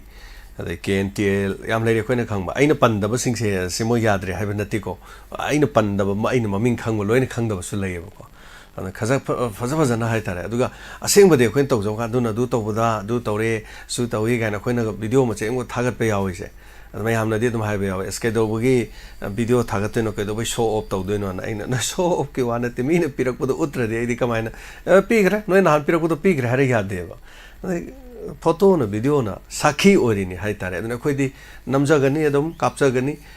photo post तवे हाइगेरा मा हाइगेरा हाइनिंग भाई जो खोइदि अदुम पीनी needy people the दरकार ओइबदो यो हनजगनी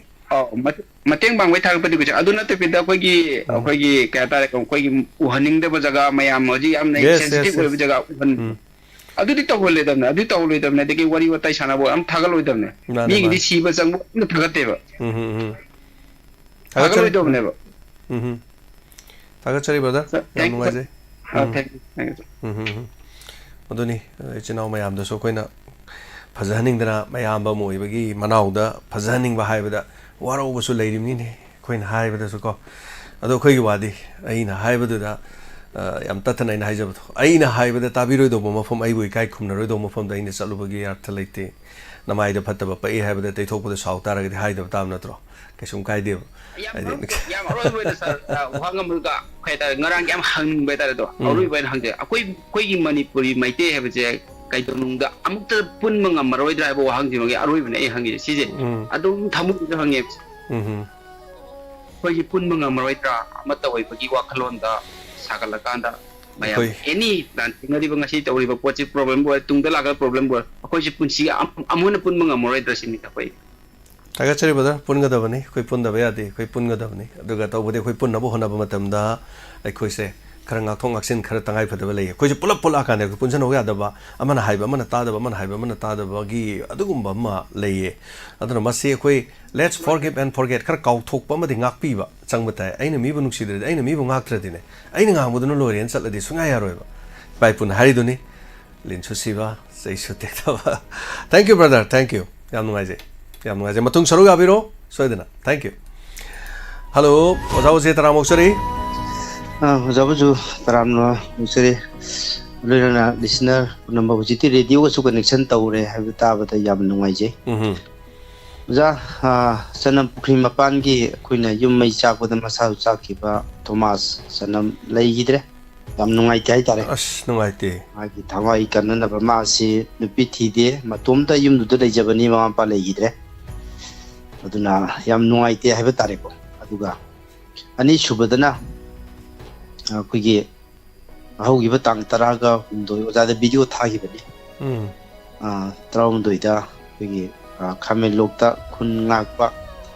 ukau shantipur dagi moi shantipur gi khun si me gi tarama thoida kuki militant sina kapsal lakpa nongmai atar kham leidena kapsal lakpa sina moi madudagi chethoraga mari mata da leide hujiki leigidreba athoba adu mai mani gi de sora sondo gi tawi aduga amana pangai dagi program sanaton magsina koigi kuki militant sina paktak koigi plan dare habida akoi de khulai loi pai bana te do adu khulai pi wa na pangai ki training center gi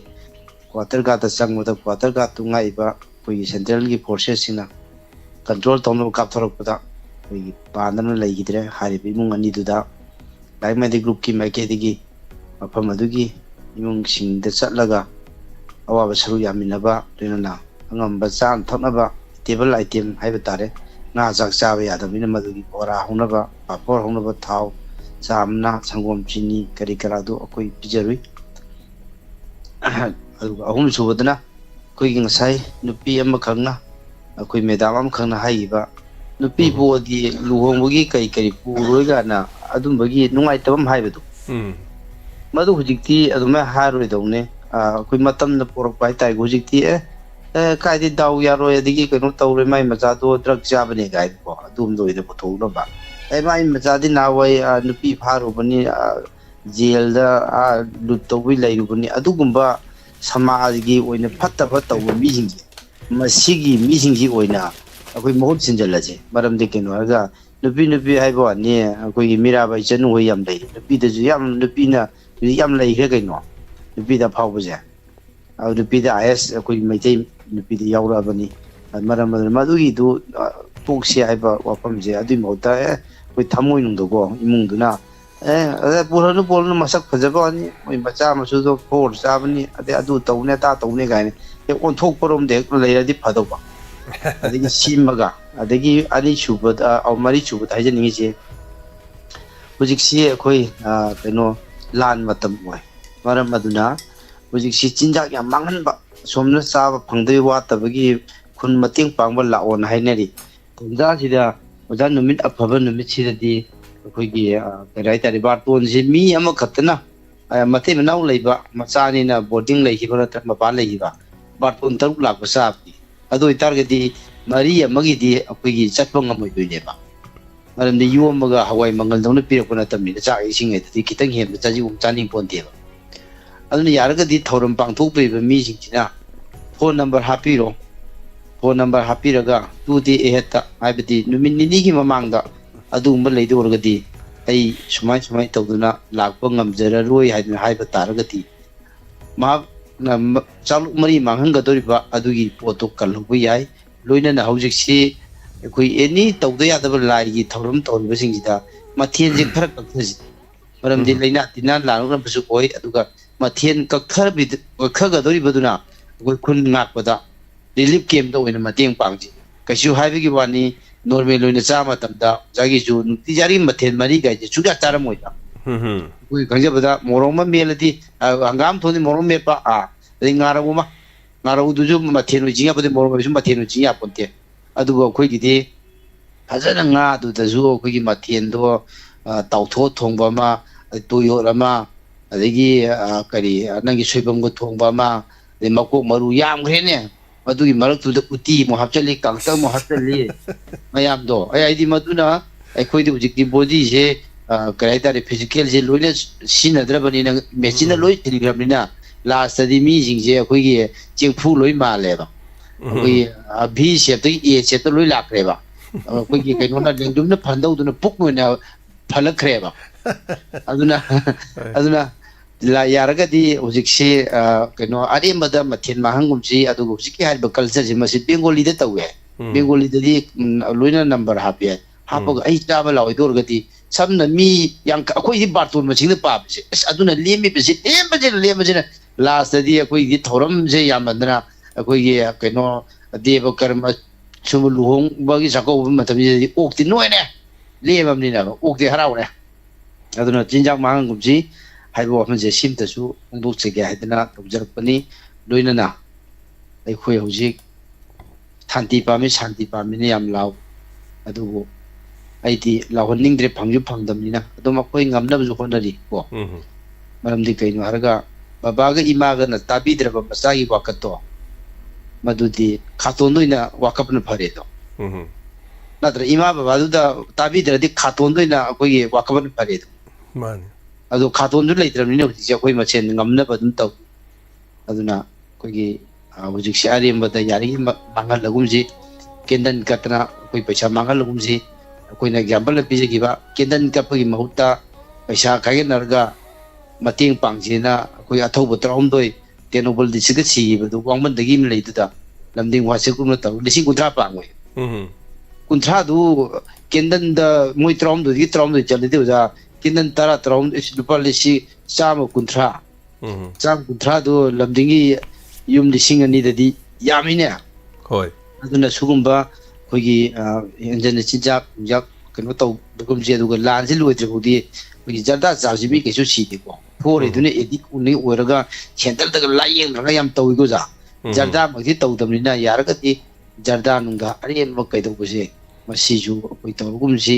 ꯑꯩꯈꯣꯏꯒꯤ ꯂꯩꯀꯥꯏꯗ ꯄꯩꯁꯥ ꯈꯥꯏꯃꯟꯈꯤꯗꯅ ꯉꯁꯤ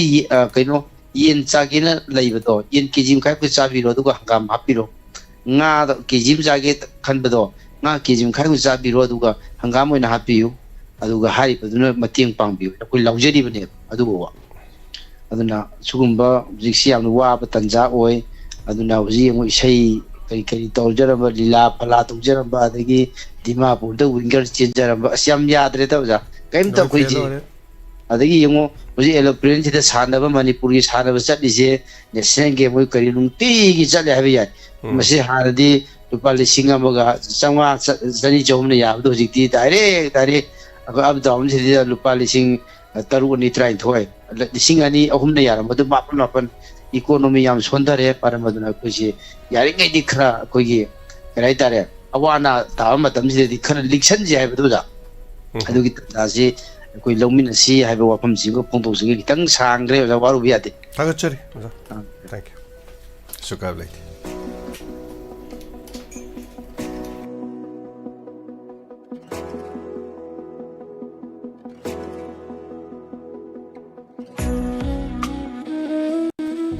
hello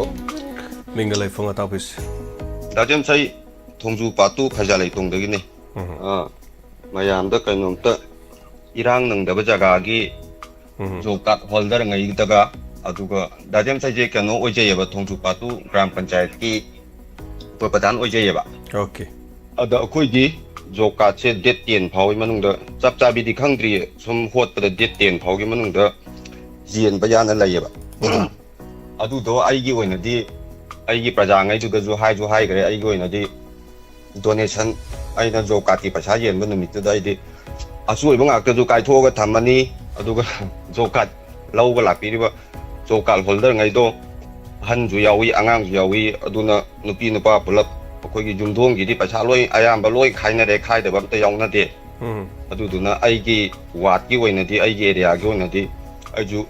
ꯈꯨꯟ ꯉꯥꯛꯄꯁꯤꯡꯗ ꯃꯇꯦꯡ ꯄꯥꯡꯅꯕ ꯑꯣꯏꯅ donation box ꯑꯃ ꯊꯝꯃꯒ ꯑꯗꯨꯗꯩꯗ ꯑꯉꯝꯕ ꯂꯨꯄꯥ 50 ꯑꯣꯏꯔꯁꯨ 100 ꯑꯣꯏꯔꯁꯨ ꯑꯗꯣ ꯂꯨꯄꯥ 50ꯗꯩꯗꯤ ꯇꯥꯍꯜꯂꯔꯣꯏ ꯌꯥꯝꯗ꯭ꯔꯕꯗ ꯑꯗꯨꯒ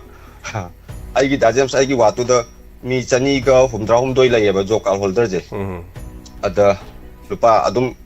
ngasi ngarang dai hai badum hore ahan ngai da sumani jelak pada pasa ka happy aduga awat pado aiju khara hapen jage aduga akoina thilubo ngamdraga ju diamond gi da james ki mai kai da akoina khusin naraga ma gi mai kai da thilala ju yai aduduna adumaina tawon ji kholan ji tawda e kai do lupa yang khai no lupa cham hamni chani ham ne ngasi mak da ju phainamam haibire ba adudo akoi rongi na taba atopa lan yaudaba kangu yaudaba di lan gi yano yaudaba kangu ngai da adumaina ai gi sumaina tawbi ba yaragadi pradhan member ngai jo adumaina tawbi yona mayam da haije ken tawdar penda ka chai brother hanana kon ngapagi koi khai pesa lupa lising 13 ga something khara lei hojik su lupa lising 13 ga something khara se poche mu leiga doini haitare mathang amuk thilure mathang muk thinana ba khara masu leiraga leire aduga ngamja ba haiba tare tv channel amada aduga radio da koina sandok chariba thoromasi mateng tabiri ba singdige lupa chama yang khai chani chong kana guma changwa pi be yawi lising pi ba su yawi pulap punsin jarakan da khara angam maduna lising kunek pharakpaga ama mo kunek phabaga ma mo de walaga na khara mo sumain toroga dum tawji thaga chari mayam sodum lekai gi loi honari huji bu khai de mung kana bu leiri ge loi khai ri bang aktan mateng pangi bang aktan eduga pangkhom su thoi topom thoi hello sir ai kamung lang gonjong awang lekai de gi thanang jom lo heni sir taram lok chari tapi sir kai gum da khangjening ba khoi gi ISTB gi discussion hour andagi atopa discussion hour mayam da khoi gi assign fund gi mathakta pen da khoi mayam khak mayam sum haini dena ko si khoi gi discussion hour da moi gi kano gumba khoi gi khoina pen ri badu moi gi wari sana bai room leibra leitabra hai badi discussion hour da moi yawi bai khudong chab do leitabra chimdang khangjening ba makhoi se adugumba kano gi security gi kano da leiba sing sti moi di yawba pakti ade adubu moi gi makok khara sawba hai batare kwai chawba moi gi kwai gi makok hai tare ni ko sumba adugumba di kam kan da dum atopa interview phamba di yawe khoi gi manipur gi nataba atopa national gi hai tare ko national news ki leiba de dum yaw di yawe adu sumna gi kano to da di yawte aduga moi gi local kano sing da di nataba national gi news kharga maming chat pa de dum yawe ade khoi si da gi barton to da swai da pham leitaba ni hoi manipur gi ona represent tawri ba natraga assam gi oina north east ki punjalaga state manga tok tare sigi punjalaga leiba do adu su phammaga taw de dum yaaba de dum yawba phangna da bungi oirang ne khale aduga pura phamba yade haibadi niyom di leite hoi sir adu manipur district gi mathakta bu oiro de assam fan gi mathakta bu oiro pen da ba mayam amadi khoi discussion award utokna ne na khoi tajare ba ko tabu da bu moi gi side da gi khoi na pen da bu sing du si lei si ya da na ni haibna ching bu moi side da gi haibira ga di parja sing da su khara haidi daga du kara yong na moi na changhen ba ya dri no son da khoi gi moi gi makta yawi bu hairo khoi makta bu yawi hairo si pau khong na bom khak lei raga di parja na khara hena bhap ta gra sum khanja ba haidare yam chumi sir sigi wa katang nei thamjaning wa mathang caller khudong cha bijarage thaga chari brother thank you yawi ai phambe ai moina sengdok padi ya do moi mai kai de gi moi gi su press note thong na ba gi adum lei moi gi su security gi su do aduga handaki matang si de dum tomin adum loi lei ba aduga center ta una ba yawi north ki irang si matang do moi army achoba sing moina hairak pada hai tare moi gi pakhum de dum khara pen ba de dum oi de hai tare adubu moire yamna yengsen biba to biba oisun mayamna di wahang kamarum hangi khumak ta budun hena koina manung dati torom da basi aba koina pakhan khalagi henjan basu yorom basu ga yorom da basi adubu samam nari se mayamna public na khangningi haitar hello good afternoon sir ingalai phong habi se không giờ đấy bây cái chăm thông lang bằng cái thì lang bằng mình ta nữa sir tapiu ꯁꯥꯔ ꯑꯩꯈꯣꯏꯒꯤ ꯑꯣꯖꯥ ꯗꯤꯃꯣꯟ ꯎꯅꯈꯤꯕꯗꯣ ꯑꯗꯨꯒꯤ ꯃꯊꯪ ꯆꯠꯊꯔꯛꯄ ꯑꯣꯏꯅ ꯃꯔꯛꯇ ꯑꯩꯈꯣꯏꯒꯤ ꯁꯥꯔ ꯑꯩꯈꯣꯏꯒꯤ ꯄꯣꯠꯁꯪꯐꯝ ꯑꯣꯖꯥ ꯁꯅꯥꯃꯅꯤ ꯎꯅꯕꯤꯕꯁꯦ ꯌꯥꯔꯣꯏꯗꯕ꯭ꯔꯥ ꯃꯔꯛꯇ ꯁꯥꯔ ꯁꯤꯟꯕꯤꯔꯒ ꯌꯥꯝꯇꯪ ꯍꯪꯖꯒꯦ ꯇꯧꯕ ꯌꯥꯗꯕ ꯂꯩꯇꯦ ꯑꯩꯈꯣꯏꯅ ꯍꯥꯏꯖꯔꯨꯕꯗ ꯑꯗꯨꯝ ꯌꯥꯕꯤꯔꯗꯤ ꯑꯗꯨꯝ ꯌꯥꯗꯣꯏꯅꯤ ꯇꯧꯕꯗꯤ ꯑꯩꯈꯣꯏ ꯁꯤꯗ ꯂꯥꯛꯄ ꯑꯣꯏꯗꯣꯏꯅꯤ ꯁꯥꯔꯅ ꯌꯥꯕꯤꯔꯒꯗꯤ ꯑꯗꯨꯝ ꯌꯥꯗꯣꯏꯅꯤ ꯍꯥꯏꯇꯥꯔꯦ ꯄꯥꯝꯖꯕ ꯁꯥꯔ ꯍꯣꯏ ꯁꯤ ꯍꯥꯏꯔꯒ ꯑꯗꯨꯝ ꯊꯝꯖꯔꯒꯦ ꯁꯥꯔ ꯑꯣꯀꯦ ꯊꯥꯒꯠꯆꯔꯤ ꯌꯥꯔꯒꯗꯤ ꯁꯥꯔꯅ ꯁꯤꯟꯕꯤꯌꯨ ꯑꯃꯨꯛꯇꯪ ꯇꯥꯡ ꯆꯥꯕꯗ ꯑꯗꯨꯝ ꯍꯣꯠꯅꯖꯔꯛꯀꯦ ꯊꯦꯡꯛ ꯌꯨ ꯃꯊꯪ ꯀꯣꯂꯔꯗ ꯈꯨꯗꯣꯡꯆꯥꯕ ꯄꯤꯖꯔꯤ ꯍꯜꯂꯣ नते हेलो ꯑꯧ ꯇꯔꯥꯝ ꯅꯣꯛꯆꯔꯤ ꯃꯦꯗꯝ ꯑꯣꯖꯥ ꯑꯩ ꯍꯧꯖꯤꯛ ꯀꯩꯅꯣꯒꯤ ꯉꯥꯏꯍꯥꯛꯇꯪ ꯀꯩꯅꯣꯒꯤ ꯃꯃꯥꯡꯗ ꯑꯩꯅ ꯁꯨꯝ ꯂꯥꯏꯞꯇ ꯇꯥꯖꯕꯗꯨꯗ ꯑꯩꯈꯣꯏꯒꯤ ꯑꯥꯎꯠꯁꯥꯏꯗꯇ ꯂꯩꯕ ꯁꯤꯐꯥꯏ ꯅꯨꯄꯤꯗ ꯂꯩꯕ ꯑꯩꯈꯣꯏꯒꯤ ꯀ꯭ꯋꯥꯁꯤꯡ ꯑꯃꯅ ꯍꯥꯏꯔꯛꯄꯗꯣ ꯄꯣꯠꯇꯤ ꯍꯥꯏꯖꯜꯂꯒ ꯃꯣꯏꯅ ꯃꯇꯦꯡꯗꯤ ꯇꯧꯔꯒ ꯄꯣꯠꯇꯨ ꯌꯧꯗꯕꯒꯤ ꯇꯧꯕꯗꯣ ꯑꯩꯈꯣꯏꯒꯤ ꯁꯥꯔ ꯑꯩꯒꯤꯅꯦ ꯃꯣꯏꯒꯤ ꯍꯧꯖꯤꯛ ꯚꯣꯂꯟꯇꯤꯌꯥꯔ ꯑꯣꯏꯅ ꯆꯦꯜꯂꯤꯕ ꯃꯌꯥꯝꯁꯦ ꯍꯧꯖꯤꯛꯁꯤ ꯌꯨꯝꯊꯣꯡ ꯈꯨꯗꯤꯡꯒꯤ ꯑꯦꯅꯤ ꯖꯒꯥ ꯈꯨꯗꯤꯡꯒꯤ ꯂꯣꯏꯅ ꯈꯥꯏꯔꯤꯅꯦ ꯍꯥꯏꯕꯀꯣ ꯑꯗꯣ ꯄꯣꯠꯁꯦ ꯑꯩꯈꯣꯏ ꯚꯣꯂꯟꯇꯤꯌꯥꯔ ꯑꯣꯏꯕꯁꯤꯡꯗꯨꯅ ꯀꯔꯝꯕ ꯐꯤꯕꯝꯗ ꯇꯧꯕꯤꯔꯤꯅꯣ ꯍꯥꯏꯕꯁꯦ ꯑꯩꯈꯣꯏꯁꯨ ꯈꯟꯅꯖꯩꯌꯦꯕꯀꯣ ꯐ꯭ꯔꯟ ꯂꯥꯏꯟꯗ ꯂꯩꯕ ꯀꯥꯡꯕꯨ ꯑꯉꯥꯡꯁꯤꯡꯗꯨꯗꯤ ꯋꯥꯕꯅ ꯈꯝ ꯊꯦꯡꯉꯕꯅꯦꯕ ꯍꯧꯖꯤꯛꯁꯦꯀꯣ ꯆꯥꯕꯨ ꯆꯥꯗꯕꯣꯏ ꯑꯗꯨ ꯅꯨꯡꯉꯥꯏꯇꯦ ꯑꯗꯨꯒ ꯑꯃꯅ ꯑꯩꯈꯣꯏꯒꯤ ꯃꯆꯥꯅꯨꯄꯤ ꯄꯣꯛꯄ ꯀꯥꯟꯗ ꯑꯩꯈꯣꯏꯒꯤ ꯗꯦꯕ ꯃꯩꯇꯩꯒꯤ ꯆꯠꯅꯕꯤ ꯗꯦꯕ ꯀꯔꯃ ꯇꯧꯔꯛꯄ ꯃꯇꯝꯗ ꯑꯩꯈꯣꯏꯒꯤ ꯅꯨꯄꯤ ꯄꯣꯛꯄꯁꯤꯡꯅ ꯗꯇꯥ ꯄꯨꯕ ꯈꯣꯠꯄ ꯌꯥꯗꯦ ꯍꯥꯏꯕꯒꯤ ꯀꯩꯅꯣꯗꯨꯃꯗꯤ ꯑꯣꯖꯥ ꯑꯩꯒꯤ ꯃꯣꯠꯇꯗꯤ ꯑꯩꯒꯤ ꯏꯃꯥꯁꯦ ꯃꯆꯥꯅꯨꯄꯤꯅ ꯑꯍꯟꯁꯤ ꯃꯆꯥꯅꯨꯄꯤ ꯑꯣꯏꯌꯦꯕꯀꯣ ꯑꯗꯣ ꯑꯩ ꯏꯃꯥꯗꯤ ꯖꯇꯥ ꯑꯗꯨꯝ ꯄꯨꯏꯌꯦꯕ ꯑꯗꯨꯝ ꯄꯨꯅꯩꯗ ꯄꯨꯕ ꯑꯗꯨꯝ ꯌꯥꯎꯋꯤꯗ ꯀꯅꯥꯒꯨꯝꯕ ꯀꯩꯔꯣꯜ ꯂꯩꯀꯥꯏ ꯄꯦꯄꯥ ꯄꯦꯄꯥ ꯇꯧꯗꯣꯏ ꯋꯥꯅꯤ ꯑꯗꯨꯅ ꯍꯧꯖꯤꯛꯇꯤ ꯃꯤꯒꯤ ꯍꯧꯖꯤꯛꯀꯤ ꯑꯩꯈꯣꯏꯒꯤ ꯁꯃꯥꯖꯁꯤꯗ ꯆꯠꯅꯔꯤꯁꯦ ꯑꯩꯈꯣꯏ ꯏꯁꯥꯕꯨꯅ ꯁꯦꯝꯖꯕ ꯆꯠꯅꯕꯤ ꯉꯥꯛꯇ ꯑꯣꯏꯗꯣꯏꯅꯦꯕ ꯅꯨꯄꯥ ꯄꯣꯛꯄꯅꯦꯅ ꯅꯨꯄꯥꯁꯤꯡꯗꯣ ꯉꯥꯎꯁꯟꯅ ꯉꯁꯥꯏ ꯃꯃꯥꯡꯗ ꯀꯣꯂꯔ ꯑꯃꯅ ꯍꯥꯏꯕꯤꯈꯤꯕꯗꯣ ꯅꯨꯄꯥ ꯑꯃꯅ ꯅꯨꯄꯥ ꯄꯣꯛꯑꯦ ꯃꯥꯒꯤ ꯃꯆꯥꯗꯨꯗꯤ ꯐꯣꯔ ꯆꯥꯏ ꯃꯥꯏ ꯃꯆꯥꯗꯨꯗꯤ ꯀꯩꯅꯣ ꯇꯧꯏ ꯈꯣꯠꯂꯤ ꯍꯥꯏꯔꯒ ꯑꯗꯨꯒꯨꯝꯕꯗꯣ ꯄꯨꯊꯣꯛꯑꯒ ꯄꯨꯍꯟꯗꯕꯅ ꯐꯔꯅꯤ ꯍꯥꯏꯕꯗꯣ ꯑꯣꯖꯥ ꯑꯗꯨ ꯁꯨꯝ ꯇꯥꯕꯗ ꯑꯩꯅ ꯁꯨꯝ ꯁꯤꯌꯥꯔ ꯈꯤꯇꯪ ꯇꯧꯖꯔꯛꯄꯅꯤꯅ ꯑꯣꯖꯥ ꯑꯣꯖꯥ ꯑꯩꯈꯣꯏꯗꯤ ꯅꯍꯥꯟ ꯁꯪꯈꯨꯒꯤ ꯀꯩꯅꯣ ꯆꯠꯂꯒ ꯒꯥꯔꯤ ꯌꯥꯗꯗꯅ ꯂꯝꯈꯥꯡꯗ ꯋꯥꯛꯁꯣꯞꯇ ꯏꯟꯁꯜꯂ ꯊꯝꯃꯝꯃꯦ ꯑꯩ ꯂꯣꯏ ꯇꯥꯖꯔꯦ ꯂꯣꯏꯅ ꯑꯦꯚ꯭ꯔꯤꯊꯤꯡ ꯑꯣ ꯑꯗꯣ ꯑꯩꯈꯣꯏꯒꯤꯅ ꯚꯣꯂꯟꯇꯤꯌꯥꯔꯅ ꯑꯩꯈꯣꯏꯒꯤ ꯍꯧꯖꯤꯛꯀꯤ ꯃꯅꯤꯄꯨꯔꯒꯤ ꯏꯁꯨꯁꯤꯗ ꯍꯧꯖꯤꯛ ꯇꯧꯔꯤꯕ ꯏꯁꯨꯁꯤꯗꯅꯦ ꯚꯣꯂꯟꯇꯤꯌꯥꯔ ꯑꯣꯏꯅ ꯆꯦꯟꯕꯤꯔꯤꯕꯁꯤꯡꯁꯤꯅꯅꯦ ꯐꯖꯅ ꯅꯤꯌꯣꯝ ꯆꯨꯝꯅ ꯌꯧꯍꯟꯕꯤꯌꯨ ꯍꯥꯏꯕꯁꯤ ꯍꯥꯏꯔꯒ ꯑꯣꯖꯥ ꯑꯩ ꯇꯦꯟꯁꯟꯖꯒꯦ ꯊꯥꯒꯠꯆꯔꯤ ꯊꯝꯃꯦ ꯊꯦꯡꯛ ꯌꯨ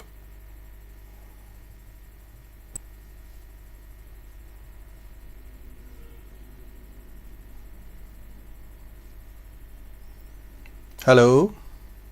हेलो सर नजरी सर आई उल्लौ लाइरम लेकाइदगी सर तिलो तमा लाइसम तरामक्षरी कॉल जे तौगदबजे सर फोन जे यारोदनाजु यादबा जे यारनुदनाजु हेक याबा आई फोन जे खरा बेरा खरा लैरे सुम अदुबु मसी तंजा फंगे जिदा सर आई जु वाफम ममता हाइजाउगे सर अखोइगी मैडम सोरोबलाना अखोइगी ngasi call tawbirakpado Hello tabi ko sa Tazari habiyo yam nungaijebako adaida aina wafam amatang su thangatchaning ba haibadi akoi madam sarobala hoi che akoigi India da nati lay je moina lay je akoigi Australia da na sa aduna karigumba tanja phangba kanda akoigi madam sarobala hoina akoigi India sida haibadi pokna phamlamdang kanglai pak sida akoigi karigumba lakpa khotpagi tanja ga yauraga juko akoigi Madam hoigi kainoje punsi mahing je kamaina hing kai dauri ga je aikoigi sum matieng chauna pangbira kanda khoi pun thogat piraga lakpanina studio daga sum phamallaga mayam ga sum interaction program ga tawbado sum pamjaba dai madam sorobala dagi wante hoi madu akoigi sargi studio da